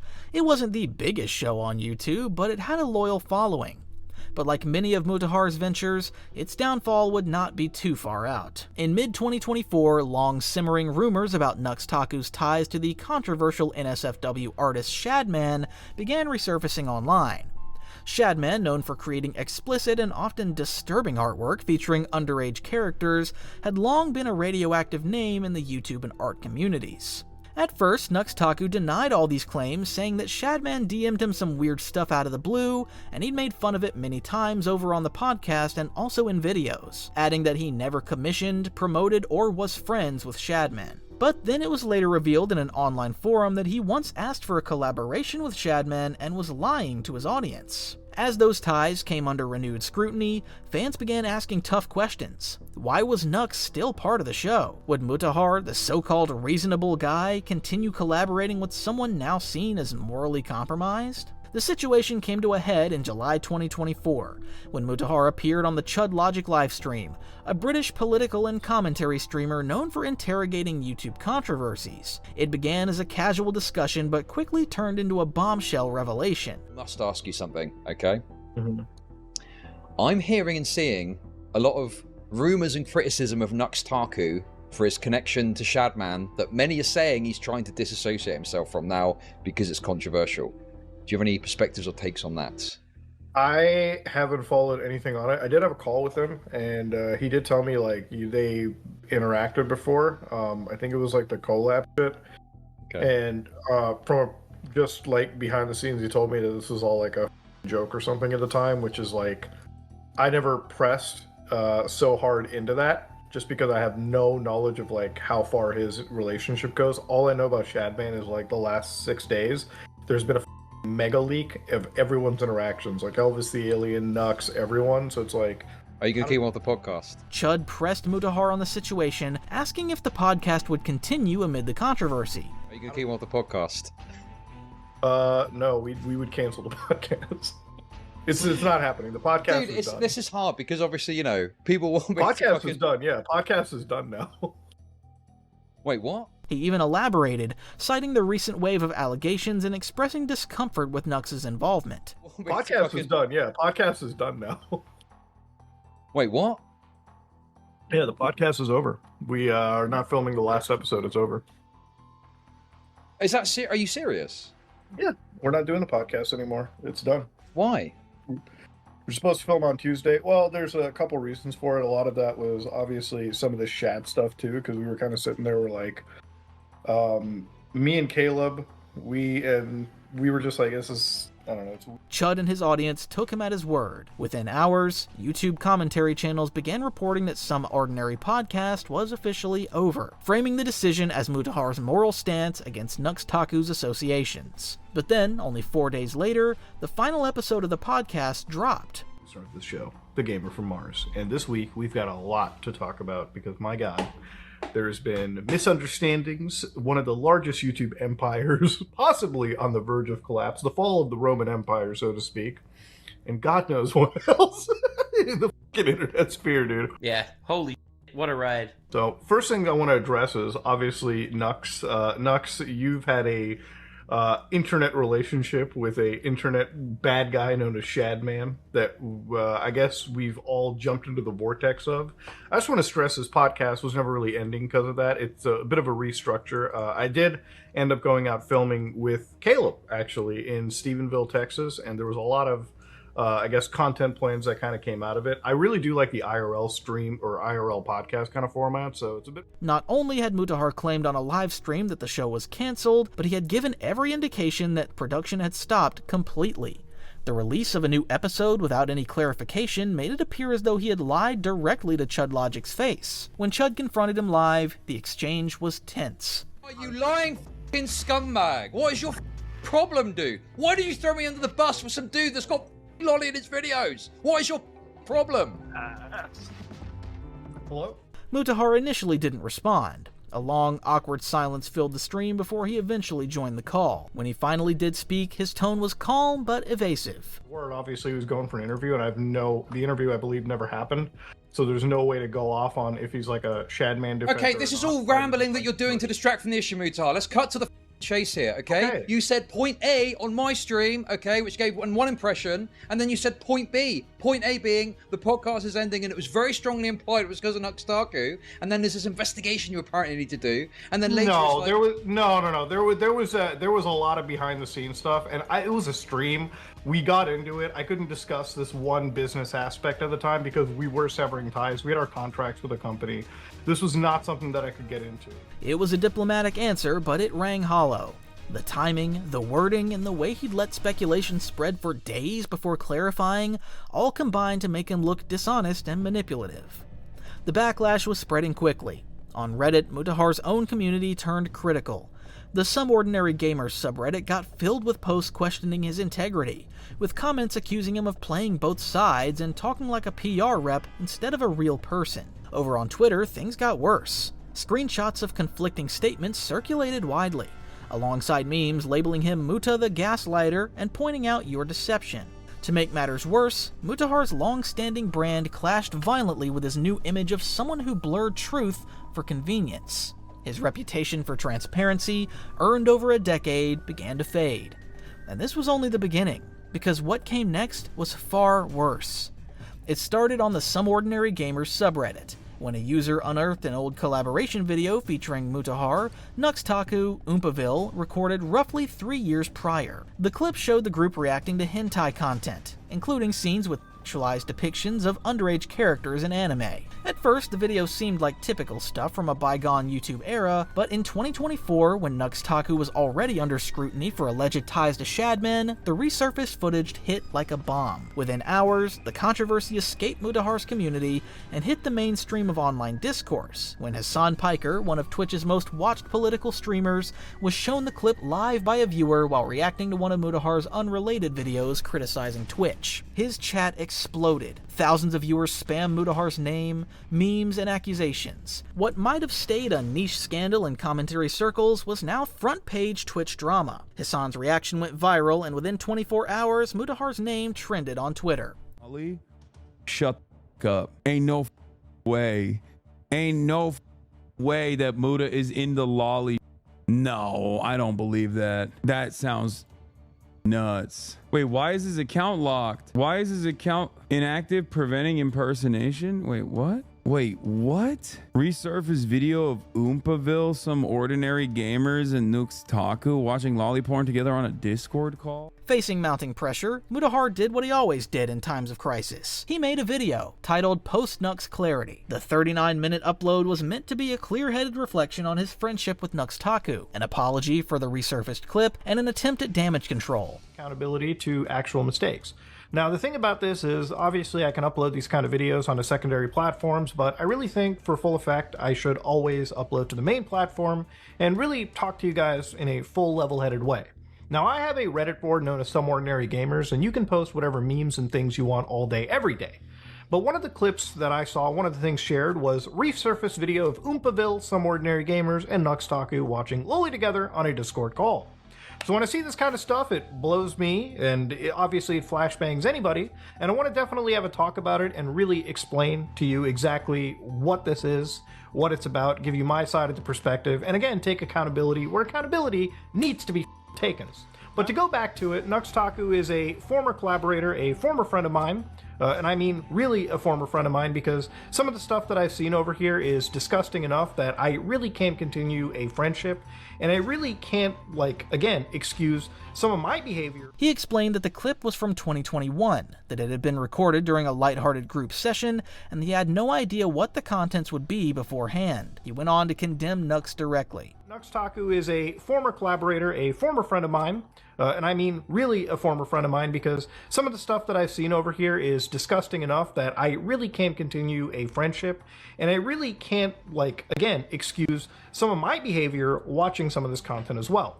So this video that was uploaded with, again, Nuxtaku as Jeffrey Epstein and me as, I assume, Ghislaine Maxwell over here, Mutahar Nunt, right? So obviously in this clip, or in this video, there is a pretty big clip of me, Nuxtaku, and Quite, and Caleb basically watching and reviewing hentai together. Now, while all three of us were present in this video, this is a section from me, right? Now, obviously, these videos, according to how this video is played, was uploaded on YouTube. Now, for full context, when it comes to recording stuff, this was 3 years ago, so I don't remember everything done onto it. I don't think anybody can remember something they did 3 years ago, especially when you make videos nearly every day. For a brief moment, some fans appreciated the honesty, but others noticed something off. The tone was less about accountability and more about self-preservation. It sounded like someone trying to get ahead of the narrative, not someone reflecting on a mistake. Ah, the classic asshole apology. I'm sorry you're offended. And then, as quickly as it appeared, it vanished. Within 6 hours, Mutahar deleted the video and replaced it with a short, vague written statement. He claimed he had resolved things privately with those involved and that the matter was better handled off camera. He described the upload as a bad decision made in frustration. The deletion of post-Nux Clarity transformed a controversy into a full-blown character crisis, and his community reacted harshly. On Reddit, top comments accused him of deflecting and not taking accountability, and using apologies as performance pieces. Worse yet, Mutahar's reputation for moral clarity, the same trait that had once separated him from the average drama YouTuber, was now gone. Viewers began revisiting older contradictions. The Ethan Klein misfire, the Completionist tax blunder, the conflicting statements on the Nuxtaku podcast. Every inconsistency started to look like part of a larger pattern. In the weeks following, Mutahar announced in another video that he would be stepping away from drama content to focus on positive tech-based topics. At least addressing why I took a hiatus a week and a half ago. See, I talk about taking accountability, and one of the accountability things that I want to take is making a video titled Post-Nux Clarity about a week and a half ago, where, again, I took a matter that I probably should have handled over a phone call privately, and I made it a whole public thing for about, a few hours, and it's one of those things that I should have handled, again, privately, talking to Nux, somebody I worked with for years. Now, this was all in relation to a collaboration we did on his channel about, 2021, 2020 at this point, and it was one where, again, I had... But by late 2024, he was right back at it, uploading commentary on Johnny Somali's drama and other controversies. The dissonance between his words and actions made fans cynical. The voice of reason was now seen as a serial opportunist, a man who pivoted his morals to match the public mood. Former collaborators like Nicholas DeOrio, Turkey Tom, and Chud Logic all distanced themselves. The trust that had taken years to build had evaporated in months. But again, that wasn't the end of it. For years, Mutahar had built his brand on credibility. He wasn't just another YouTuber with opinions, he was, in his own words, a computer engineer, a cybersecurity expert, a programmer, and a video editor. Regular job every day. I go to my office, I work, I come home, I cut together the video that I recorded the night, or 2 nights or whatever before, and I post that on the internet. It is a therapeutic, fun thing. But I'm an engineer. I know how this stuff is going, so I'm not even speaking out of pocket right here, okay? If you want to disagree with me, feel free, but you're actually wrong. As somebody who is a computer, engineer, somebody who understands computer code, for instance, hearing Elon talk about computers and anything code related is actually mind-boggling. It became a running motif across his videos, a badge of authority he would casually flash before diving into topics that most creators wouldn't touch. For his millions of followers, these credentials were what made his voice matter. When Mutahar spoke about hacking, privacy breaches, or tech-related scandals, people listened because they believed he was trained in that field. He was the internet's grounded truth-teller, a man who used his real-world expertise to cut through online noise. But in 2024, that carefully constructed image began to unravel, as Mutahar's claims about his professional background had grown increasingly ambitious. Background, asking because a lot of CS knowledge. I did computer engineering when I went to college. In some videos, he described himself as a software engineer, in others as a video editor for global film productions. On live streams, he even joked about nearly joining the Canadian Air Force before choosing a career in tech. The narrative fit perfectly with his persona, the disciplined, methodical engineer who traded in precision and integrity, but cracks began to form when critics, particularly Nick Andros, who's a small but really persistent YouTuber, began fact-checking his statements. Andros released a video alleging that Mutahar had fabricated his credentials, pointing to contradictions in his own uploads. In one clip, Mutahar referred to himself as a computer engineer. In another, as a video editor by trade. In yet another, he described himself as a college dropout. By now, some of you longtime viewers know that by trade, what I do for a living is video editing. Video editing requires some pretty beefy computer hardware, and it's what I like to do. It's my job, and it's frankly how I put food on the table. My job right now, I just sit around and trade and invest. That's what my job is. Andros cross-referenced that claim with newer statements from Mutahar describing himself as an engineer and cybersecurity analyst, and the timeline didn't add up. If Mutahar was a dropout with no degree, how could he legally or ethically call himself an engineer? I'm a video engineer now. I think I know how this works. Speaking out of an engineer, like if I wasn't a computer science engineer, I wouldn't speak about Elon. To put this in better perspective for you, in Ontario, Canada, where Mutahar resides, the title engineer is legally protected. Only licensed members of the Professional Engineers Ontario, those who have completed an accredited degree, passed professional exams, and demonstrated relevant work experience, are permitted to use the title professionally. Nick Andros highlighted this law in his exposé, suggesting that Mutahar's repeated claims might actually constitute misrepresentation under provincial regulation, saying that it's actually illegal to call yourself an engineer in Ontario if you're not licensed by PEO. That's not an opinion. That's a matter of law. It's actually illegal to call yourself an engineer if you are not a licensed engineer. The Ontario engineering regulatory body, Professional Engineers Ontario, claims to take offense to even titles like software engineer being used instead of software developer. This claim alone sent shock through Mutahar's fan base. If true, it meant their favorite creator had been falsely presenting himself as a professional expert for over a decade. However, another creator, Harmful Opinions, decided to go further, contacting PEO directly to clarify whether Mutahar's statements broke any laws. Their official stance was more lenient than expected.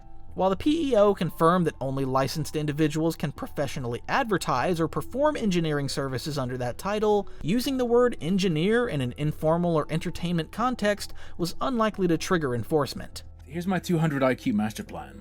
I'm gonna get PEO officially saying he has done nothing illegal, and then make a hit piece on Nicandros for not reporting him and checking whether it was illegal or not, for being lazy. In short, Mutahar hadn't committed a crime, but he had been misleading his audience for years. Mutahar's response came weeks later, buried in the middle of an unrelated upload. Without naming names, he addressed the growing accusations in a half-hearted apology that only seemed to dig the hole deeper.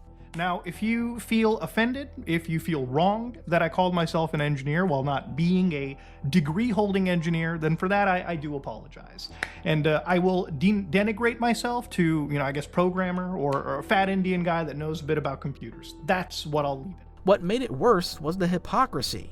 This was the same man who had spent years calling out others for dishonesty and embellishment. His entire reputation was built on holding others accountable, yet here he was dodging the same standard. In the weeks that followed, things only got worse. Instead of addressing the controversy directly, Mutahar began privating old videos, deleting tweets, and blocking critics across social media. The cleanup campaign had the opposite effect, drawing even more attention to the issue. You see, Mutahar's downfall wasn't the result of one isolated mistake or controversy. It was the culmination of consistent behavior that, when viewed in sequence, painted a really bad picture. By 2025, the man had become a case study himself in the very behaviors he spent his career criticizing. But despite everything, Mutahar continued uploading. His videos still draw respectable numbers, yet the weight that once accompanied his uploads had vanished. George Not Found has lost hundreds of thousands of subscribers like a bad sitcom after the first season, and it's all because another creator accused him of assaulting her. In this video, we're breaking down exactly how George Not Found got caught in one of the biggest controversies the Minecraft community has ever seen, the shocking inconsistencies in the story that nobody wants to talk about, and why, even after presenting evidence in his defense, George still can't escape the shadow of these allegations. George Not Found has had one of the most successful careers in the Minecraft community. With over 10 million subscribers, dozens of viral uploads, and connections with some of the most influential creators in that space, he seemed untouchable. We can troll him indefinitely. All right, what do we say to him? Tell him his rat is in here. George's very first video was a boring streaming session, which featured notes and some music.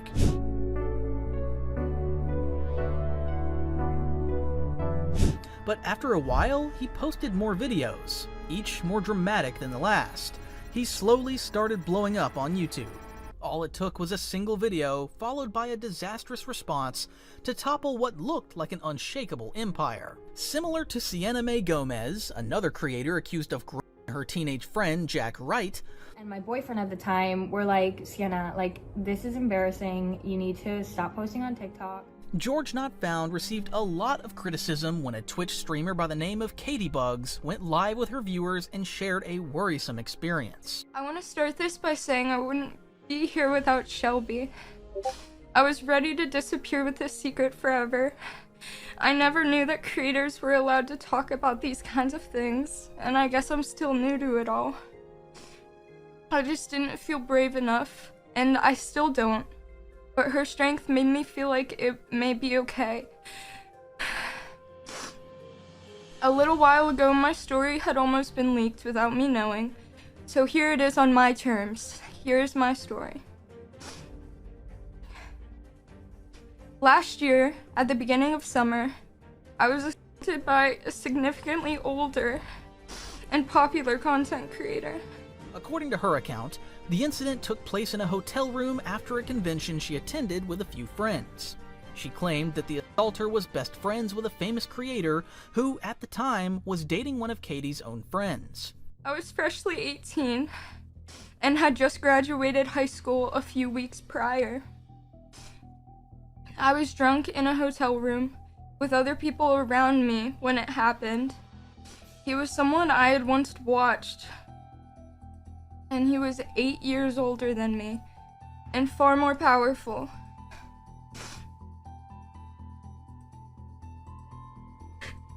Katie and her group ended up going back to a hotel room after drinking heavily because Katie's friend wanted to keep talking to a particular love interest. She alleged that once inside, they were offered even more alcohol and pressured into various drinking games. Katie then described how, while playing, the creator sitting beside her began touching her under the guise of tickling. She claimed the situation was so terrifying that she froze, unable to react, only managing to escape after what felt like several unbearable minutes. It was a little after that, when I had resorted to playing games on my phone when it happened. Out of nowhere, I felt him slip his hand under my clothes. According to Katie, when the night finally ended, the unarmed creator, whom we would later discover to be George Not Found, insisted on escorting her back to her room, something she was deeply uncomfortable with.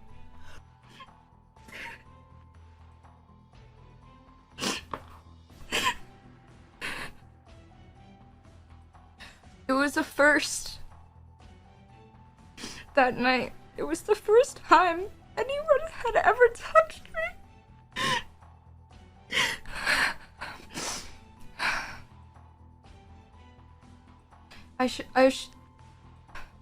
I assured myself that I was just being sensitive about it all, that it wasn't a big deal, but assuring only can go so far. I felt dirty in a way that I couldn't wash off.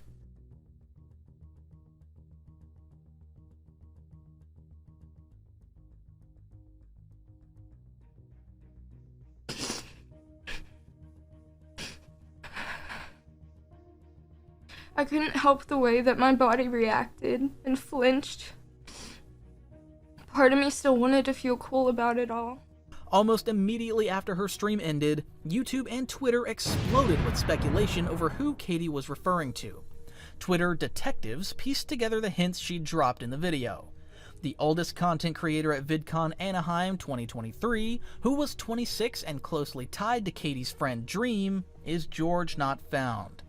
George was quick to respond to these allegations. In this stream, I'm going to be talking about some very serious topics, including assault, abuse, and things of sexual nature.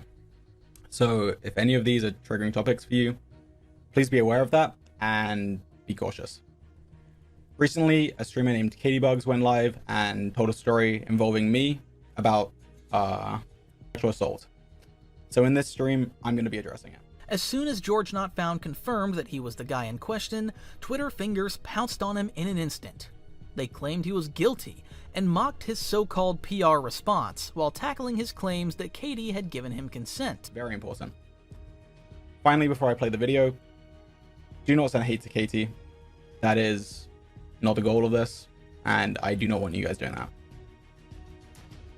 So, let's play the video. Okay, so this is my side of the story of the 2 times that I ever interacted with Katiebugs in real life. So the first time that I met her, it was in Dream's hotel room at VidCon. To give context about Dream's hotel room, essentially... Some even went as far as openly hoping George would harm himself. Not much about him, so I'm gonna ask you in a second. George, I've had to yourself. I'm not even joking, on a serious thing. It's important to point out that Katie had only presented allegations and little concrete evidence at that point.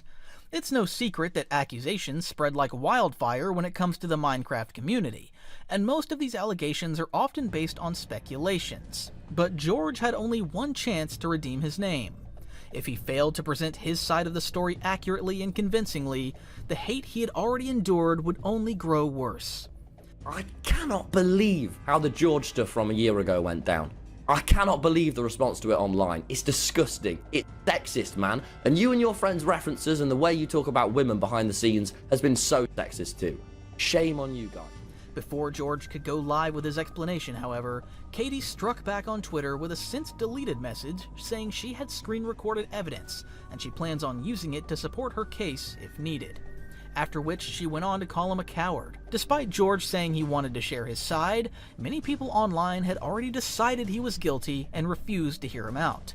It was at this point that George decided to talk about his first meeting with Katie and her friends in Dream's hotel room, which, according to him, was a very different scenario from the one she described. 2 times that I ever interacted with Katie Bugs in real life.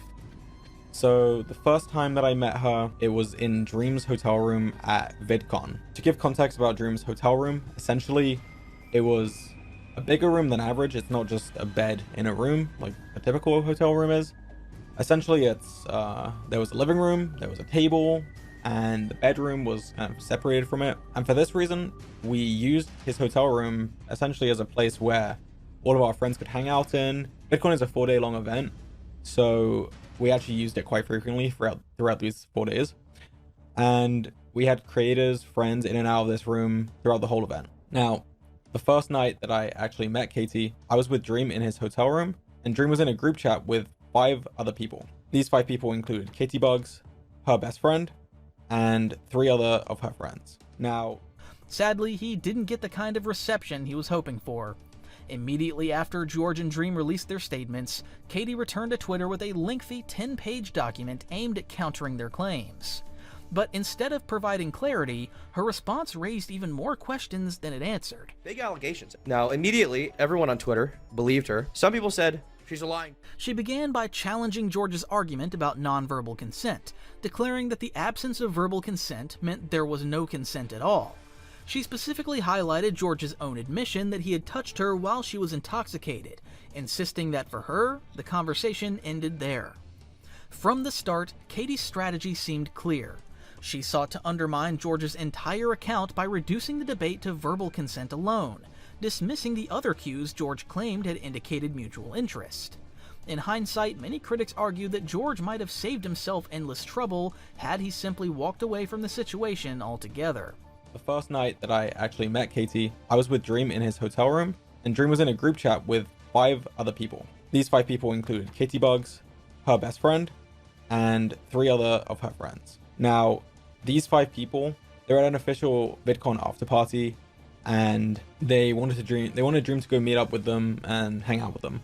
But Dream actually didn't want to hang out with them, and the reason is because at the time he was wearing his Dream mask a lot, and he felt uncomfortable wearing it because it's a whole mask on your face.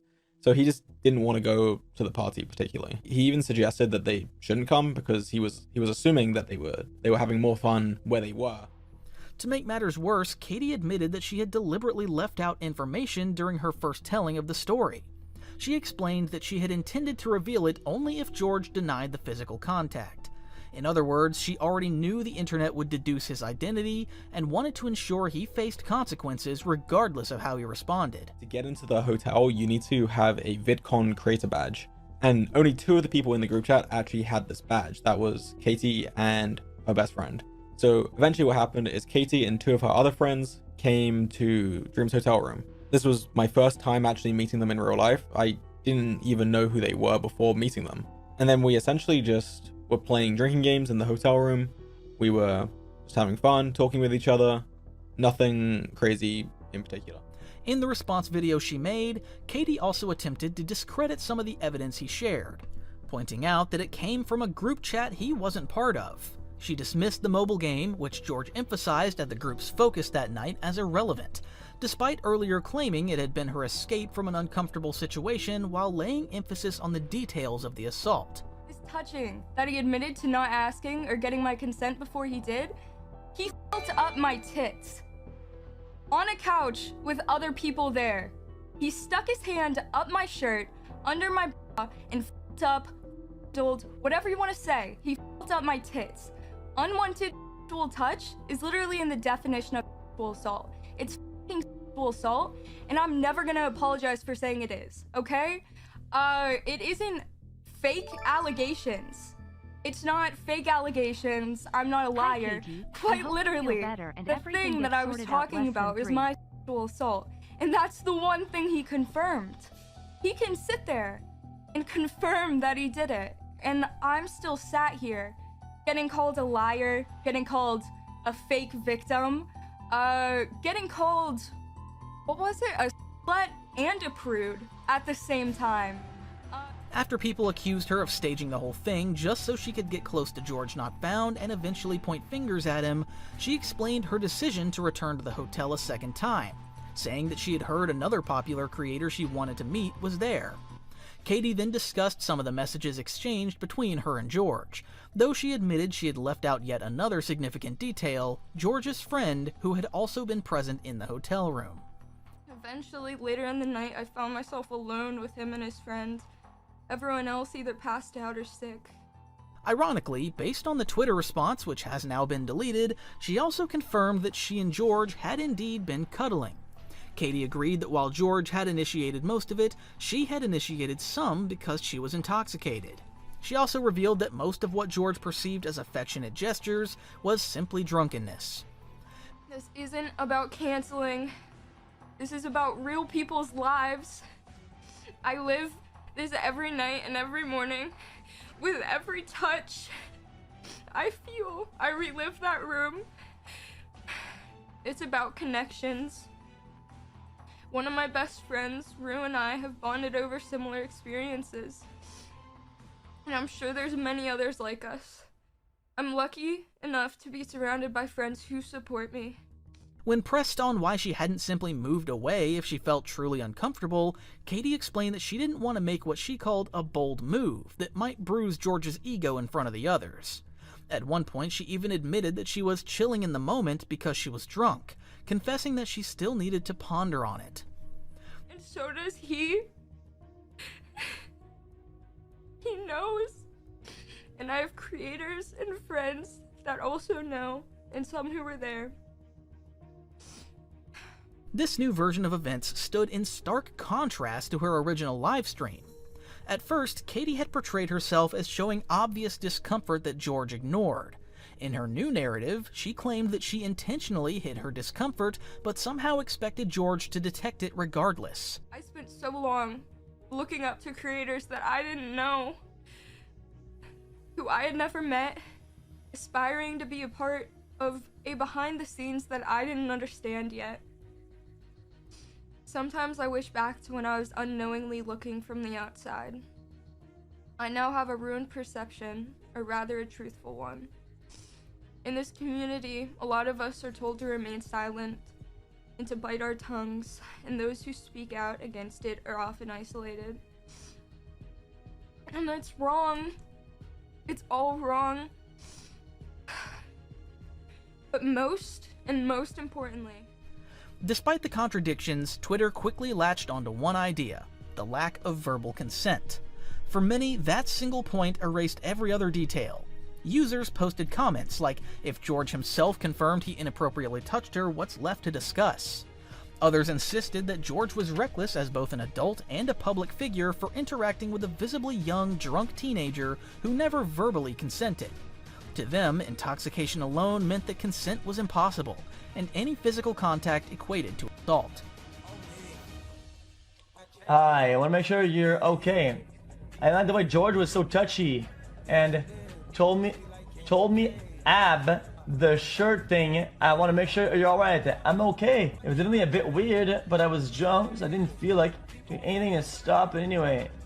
And it's over now, so what? I should didn't make anything last night. I had no clue. I'm in the moment. I was chilling. Especially after verifying it's a news 18. I was chilling in the moment. Because Katie's narrative aligned so neatly with the concept of absolute verbal consent, her account was far easier for the public to accept without further scrutiny. George, now under immense pressure, made a fateful move that only worsened his situation. On March 12, 2024, he released a Twitter post containing what many considered his biggest mistake, a public apology. In it, George admitted that Katie's most recent statement had changed his perspective, writing that he was sorry for what happened. Felt lucky to be talking to a verified account, someone famous, someone I had followed and watched for a while. Now, this is not something that I was thinking about at all. I wasn't aware that she ever watched my content in the past. That was never brought up. This actually makes me feel pretty bad.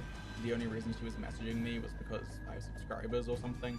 I would never want that. Again, the only reason I actually brought up us messaging after the fact was to show that we were still friendly afterwards, and that I didn't know that she was uncomfortable at the time. She also confirms that we did talk on Snapchat, like I said. Whether he realized it or not, the apology was immediately interpreted by many as an outright admission of guilt. For those who had already condemned him, it served as final confirmation. Matters escalated when his two closest friends, Sapnap and Dream, both publicly supported Katie. Dream, who happened to be one of George's close friends, even hosted a Twitter space where he described George's behavior as effed up, and expressed regret for his own involvement in the situation. Just to say, because I feel it necessary to say, because it is what I believe, and it is how I feel. I think that George left that night feeling the same way that I did. And I think that that's just as fucked up as the fact that I didn't know.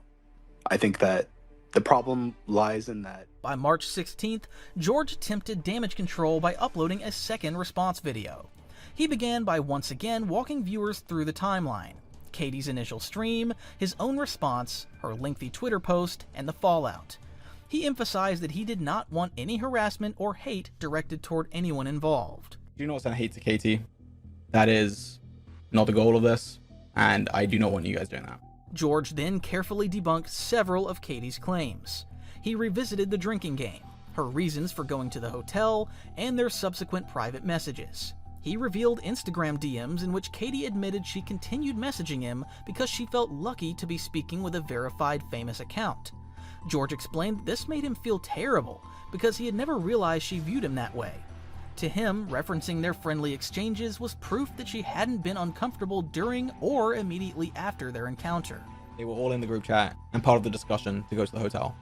I also chose to mention my online friend. It doesn't really add to the story, but she never mentioned him or the 8th person that she brought with.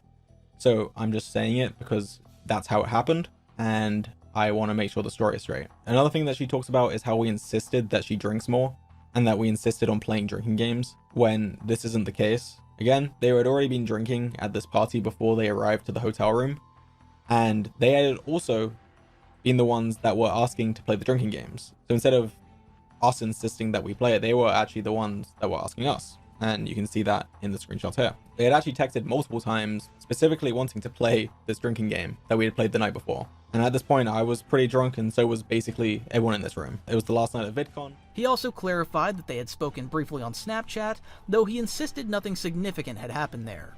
George also drew attention to another inconsistency in Katie's 10-page document, her omission of his online friend who had also been in the room. Katie justified leaving him out by saying he had left early, yet she also used a message allegedly from him describing George cuddling with her and noting her age. To George, this was a deliberate attempt to portray the situation as more damning, suggesting that even his friend had felt uncomfortable and recognized the age gap. We then moved to the couch. There was a couch in the room, and I sit next to Katie. She also says, looking back on the scenario, that she confused her nerves for excitement when I sit next to her. But again, at this moment in time, everything was friendly. Nothing sexual had happened. I'm just literally sitting next to her on the couch. And during this, she was laughing, smiling. She gave no indication that she was uncomfortable with me sitting this close to her. She also mentions that she was thinking about my age and that I was a lot older than her. Again, she was 18 and I was 26 at the time. And again, to clarify, I actually didn't know how old she was, despite her claiming that I did, just because it was in her bio. George argued that this was misleading. If Katie's friend had left early and barely knew either of them, then presenting his supposed message as evidence only added confusion. He stressed that Katie's ever-changing story and decision to casually omit some details made defending himself nearly impossible, as each new piece of information emerged only after his apology video. We then moved to the couch. There was a couch in the room, and I sit next to Katie. She also says, looking back on the scenario, that she confused her nerves for excitement when I sit next to her. But again, at this moment in time, everything was friendly. Nothing sexual had happened. I'm just literally sitting next to her on the couch. And during this, she was laughing, smiling. She gave no indication that she was uncomfortable with me sitting this close to her. She also mentions that she was thinking about my age and that I was a lot older than her. Again, she was 18 and I was 26 at the time. And again, to clarify, I actually didn't know how old she was, despite her claiming that I did, just because it was in her bio. Throughout his second response video, George repeatedly tried to show that their interaction had not been malicious. He emphasized that Katie was smiling, laughing, and playfully engaging with him throughout their time together, giving him no reason to believe she was distressed. He admitted that in hindsight the optics looked worse than they had felt at the time, and he conceded that he should have been more cautious. But he continued to insist that in the moment, their interactions seemed mutual. And it was clear to anyone there that she was not uncomfortable with me sitting next to her. And eventually 2 of the people that came to the hotel room left. So then it was just down to me, Dream, my online friend, Katie, Katie's best friend, and a 6th mutual friend. Next she says, this is a quote, resorted to playing games on her phone to avoid the awkward situation. Now, I just don't see how this is the case. She's implying that she is using her phone to essentially escape, such an awkward scenario. After George's second response video, it would appear that the storm had finally passed. But in reality, the damage had already been done. His reputation had taken a massive hit, and no matter how many clarifications he tried to provide, the internet had already latched on to Katie's version of events. 18-year-old drunk girl's tummy, and this is a reaction. Friend! Guys, who is this guy? Or anybody else as a scapegoat for your fucking sexual abuse is disgusting!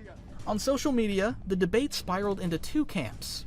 Supporters of Katie pointed to George's own admissions that he had touched her under her shirt as proof that his apology wasn't just damage control, but confirmation of wrongdoing.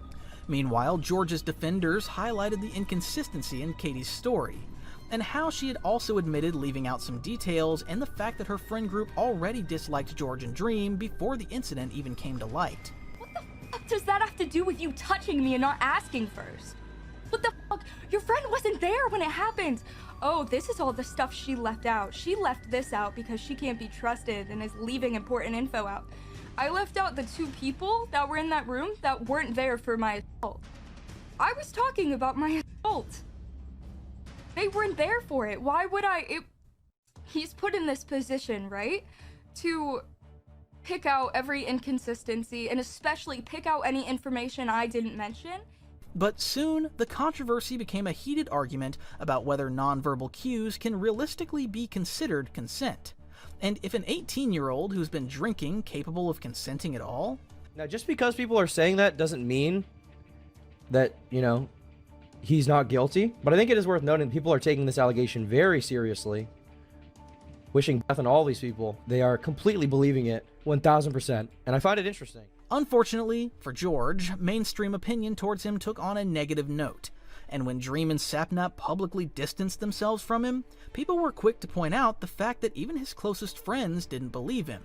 By the time his second response video dropped, most of the internet had already made up their minds.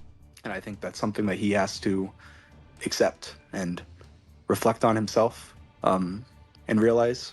I think that he has stuff to say that he will. I don't know exactly what it will be or what he'll say. But George was not dismayed by all the negative comments online. Instead, he sought to prove his innocence by pointing out Katie's timeline that certainly did not add up and the so-called evidence she had presented. And that's where things got interesting. In his video, George recalled how when he first saw Katie's new claims, it completely changed his perspective on the night. Specifically, her framing of his online friend's involvement made him second-guess everything.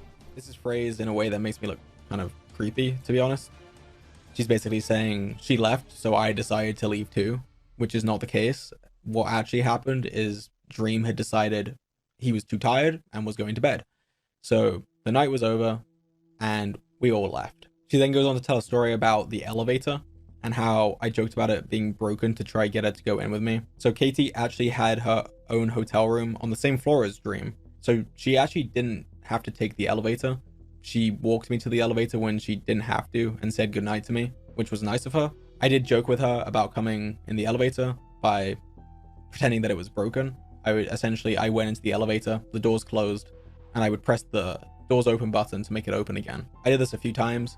Katie had claimed that George's friend, who was also present in the hotel room, had left early, and before leaving, allegedly sent a text that read, "I'm currently watching George, 26, cuddle with Katie, 18.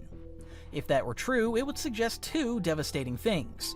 First, that someone else had been uncomfortable with George's behavior, and second, that this friend already knew Katie's age when George supposedly did not.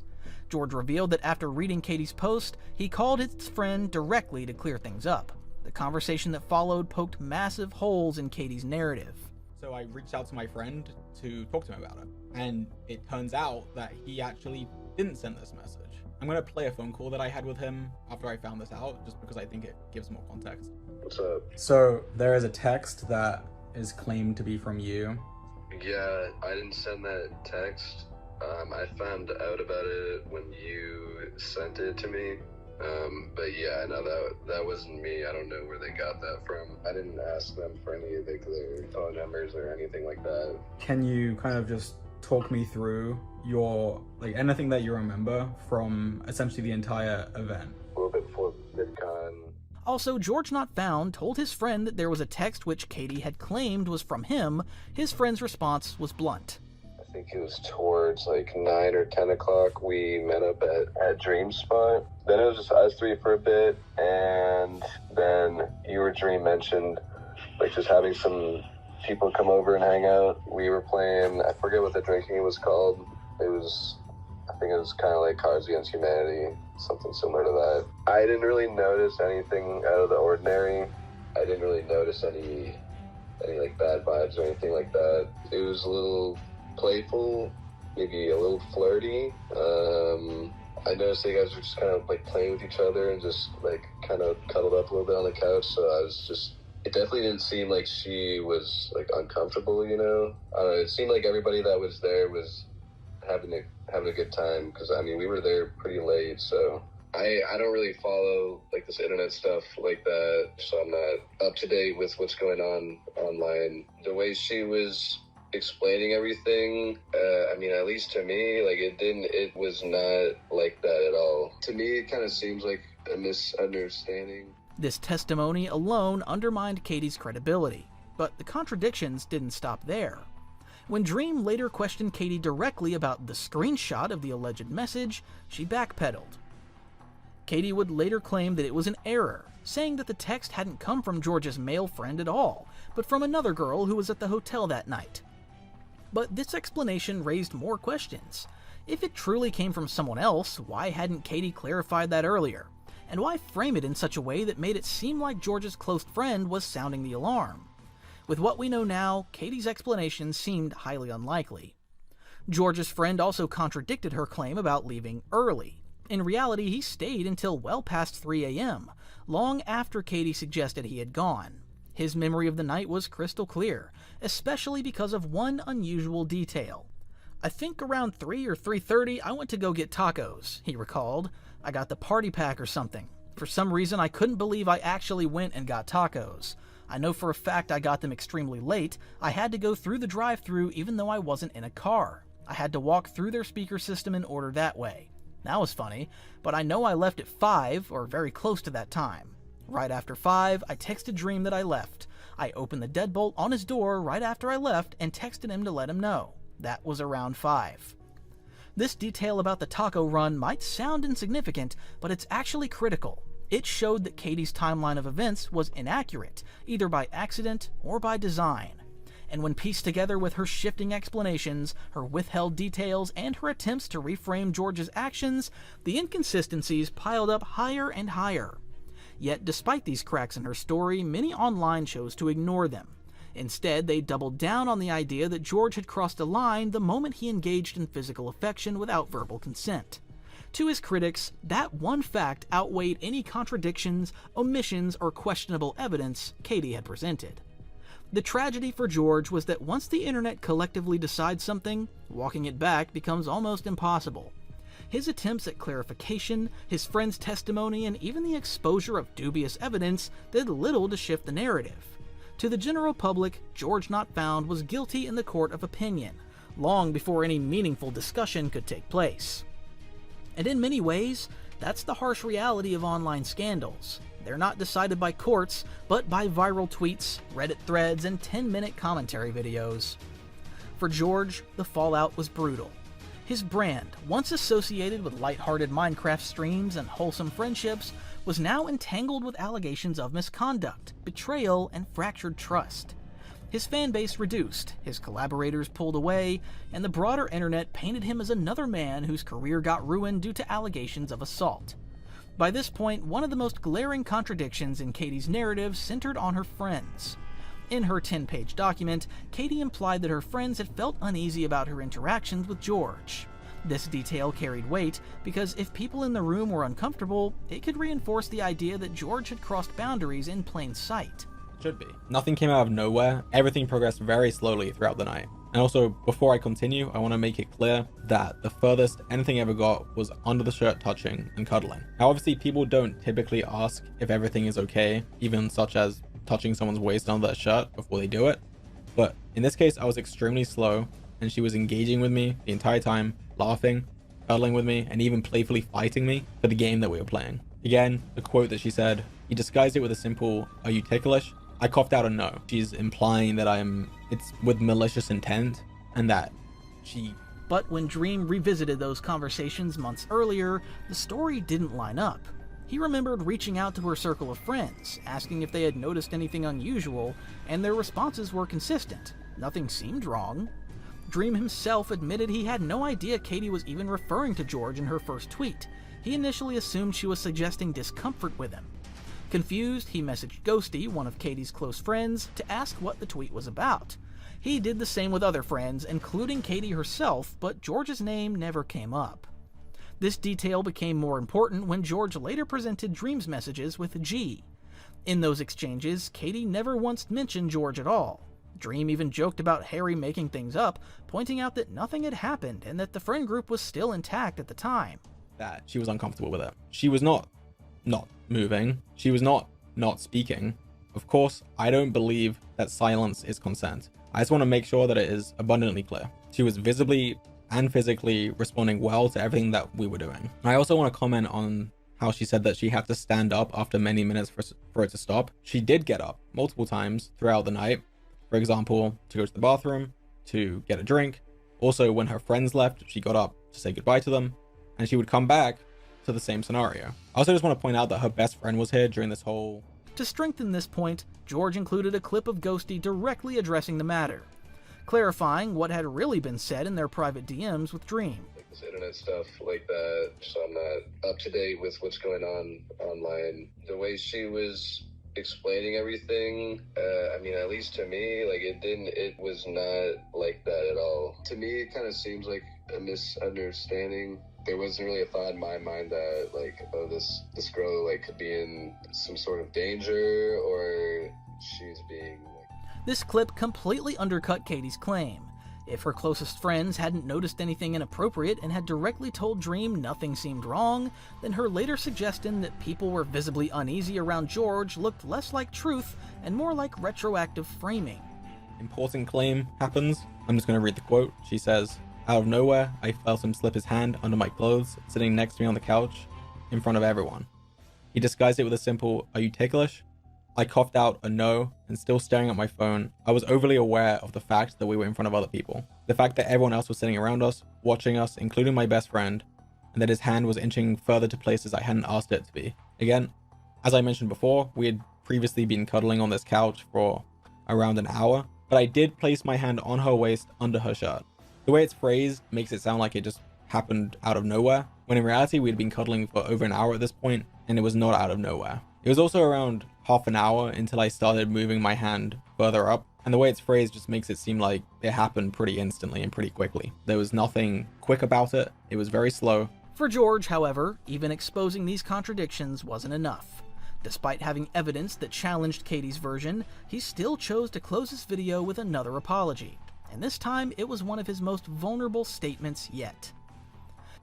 At Dream Spot, then it was just us three for a bit, and then you or Dream mentioned like just having some people come over and hang out. We were playing, I forget what the drinking was called. I think it was kind of like Cards Against Humanity, something similar to that. I didn't really notice anything out of the ordinary. I didn't really notice any like bad vibes or anything like that. It was a little playful, maybe a little flirty.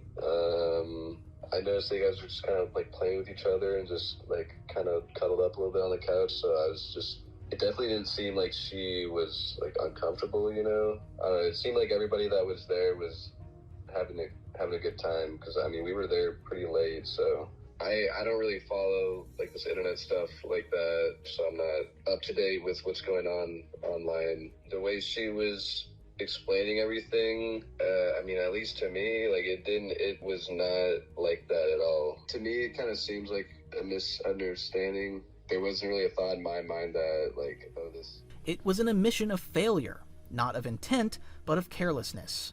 George was acknowledging that he never directly asked for verbal consent, and that statement would haunt him, because Katie wasn't willing to accept his apology. Just 10 days later, on March 24th, 2024, she went live to respond, and in doing so, escalated the situation even further. This time, Katie reframed the entire narrative. In her words, He felt up my tits. On a couch with other people there. He stuck his hand up my shirt, under my bra, and f***ed up, whatever you want to say. He f***ed up my tits. Unwanted sexual touch is literally in the definition of sexual assault. It's f***ing sexual assault, and I'm never gonna apologize for saying it is, okay?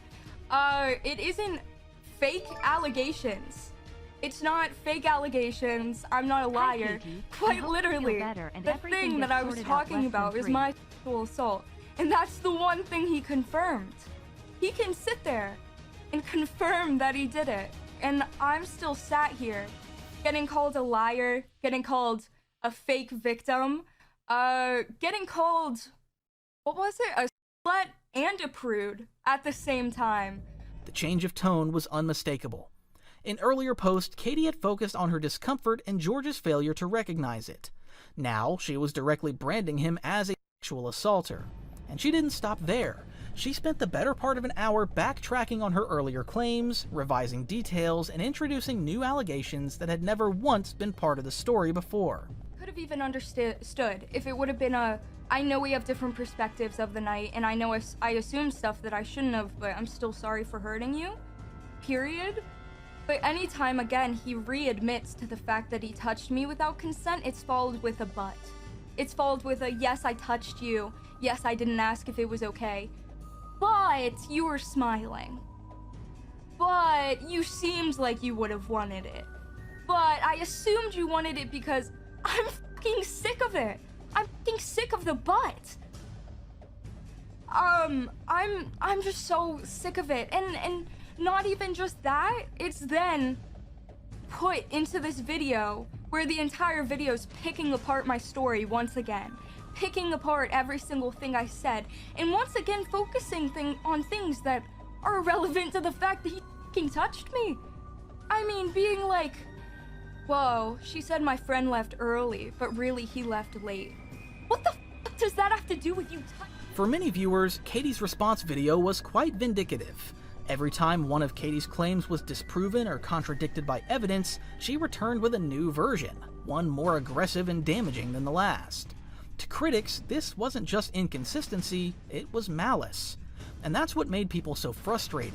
It wasn't just that her story kept changing, it was the way she delivered each new version with more confidence, as if daring anyone to call her out. And I even asked, the person he's getting to confirm his point of view is his best friend.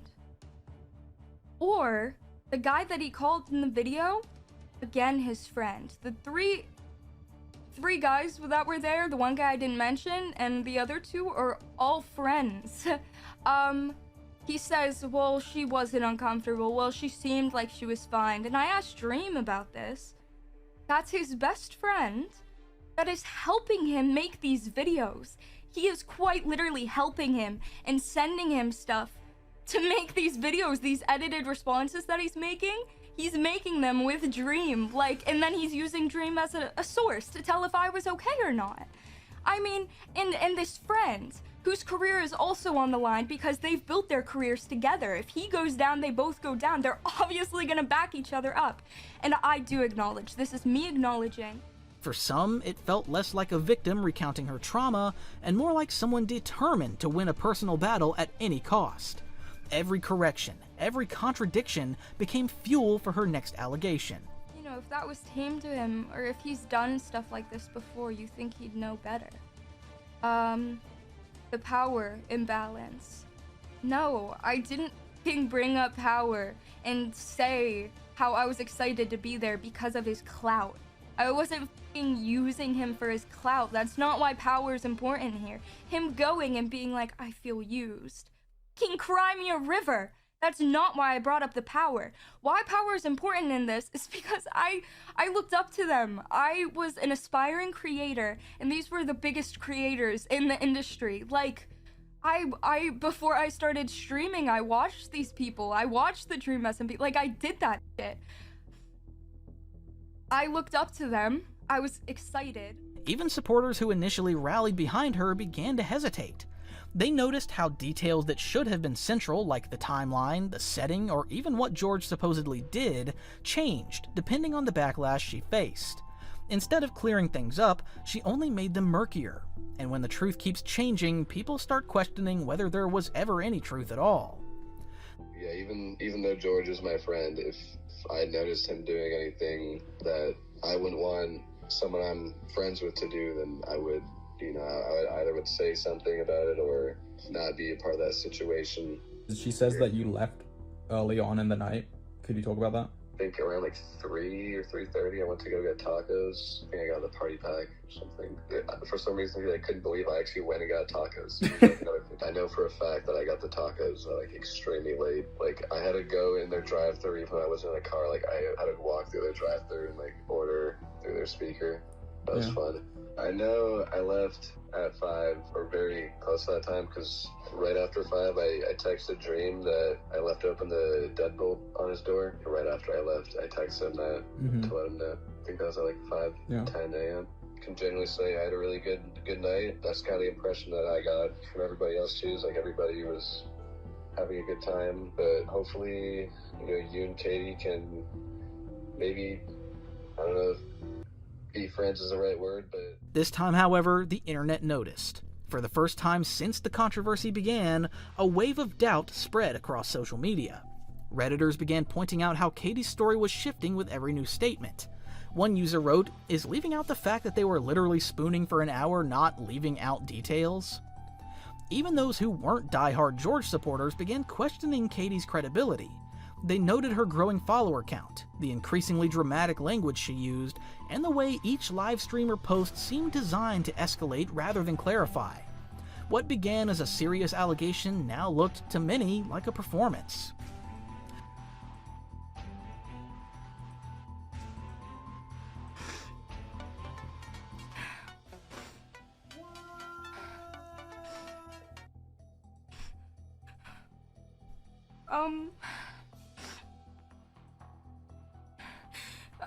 I won't have... And while plenty of viewers still held fast to Katie's statement that George's actions were assault, others were seeing more and more signs that George Not Found was not guilty of those allegations. For the first time since Katie began campaigning against George, people finally took note of how much she had altered her story to make him look predatory. She responded by deleting all her posts, removing George's name from her Twitch, privating her Twitter, and disabling comments on her YouTube channel in an attempt to mitigate the backlash she now faced. Katie has now gone and re-uploaded her streams and only her more recent stream, no others, and changing the title that says Final Thoughts was taken down, cleared it. Not sure what cleared it means exactly. Maybe the takedown was refuted. Not sure. I do find it odd that it was taken down. Not to be speculatory or assume anything, but last time we talked about theories floating around about George attempting to take legal action against her because of these videos, but nothing along those lines is public yet. Even though Katie's allegations were proven to be blown out of proportion, they they still left a scar on George's career. George, who used to have 10.2 million subscribers, lost over 300,000 subs, and now has 9.88 million subscribers. He also had a collaboration with Mr. Beast cancelled, and possibly lost any chance of attending future creator conventions. Dozens of creators also jumped at the chance to slander his name. The problem lies in that George didn't know, and he should have known. He should have known. But it's worth noting that George also played a role in his downfall when he chose to bend the knee to Katie and her fellow accusers. Looking at his channel metrics now, it's unclear if George will ever truly recover. What we do know is that he'll be left alone to rebuild his dying platform. At first, things really did look grim. 100,000 subscribers gone, his name scrubbed from MrBeast post, pulled from VidCon promos, and even removed from the Vanoss Crew site. It felt like his entire career was going downhill at that point. Others went even further, arguing the real problem wasn't controversy, it was silence. Months without uploads meant his channel was stagnating, and for a creator built on momentum, that silence was louder than any drama.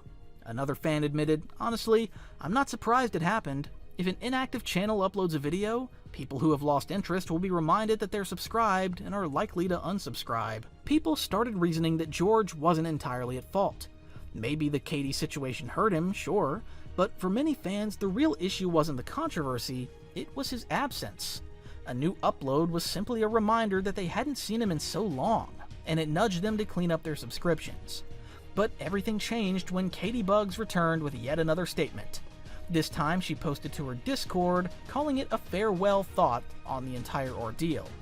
In her own words, she doubled down on the narrative. She was a vulnerable girl who got taken advantage of. She admitting to getting details of the story wrong, but insisted that her emotions were still real. As much as I'm glad so many people are connecting with me and, feeling better about themselves, it hurts seeing how many people can relate. It hurts hearing the stories people are coming out with. It's great. For a lot of people, this so-called farewell didn't land the way she hoped. Instead of clearing the air, it reignited anger. One comment summed up the general sentiment perfectly while saying, "I hope George gains his success back. He was innocent and just trying to be more successful and not be in any controversy. Hope Katie will forever stay out of people's lane." And that became the larger conversation. Because if you really read between the lines, she wasn't apologizing for the lies, the twisted timeline, or the damage she caused. She was apologizing for being caught. Okay, listen, so after what seems like months now, maybe weeks, I don't know, it's been a while since it's happened, but Katie Bugs has now returned to a degree. Not only re-uploading her streams about George Not Found, but also posting this little announcement here, which I'll go over in a sec. But I just want to say before we start, don't go after anyone that I talk about in this. I understand this topic can be divisive, but please try to be respectful. Anyways, Katie says, "I'm sorry, sucks, I love you guys. Always remember, I believe in y'all. You are the best community anybody could ask for. Pure kindness. I'll be gone a while." Anyways, following this announcement here, it would appear that Katie's focus was on not being a voice for sexual assault victims, which felt like a backhanded way of excusing her role in the whole affair rather than truly owning up to it. So what do you think? Is George Not Found solely to blame for how things turned out? Or does Katie Bugs deserve some of the blame? Let us know in the comments below, and don't forget to share if you think we missed any of the biggest turning points in George's story.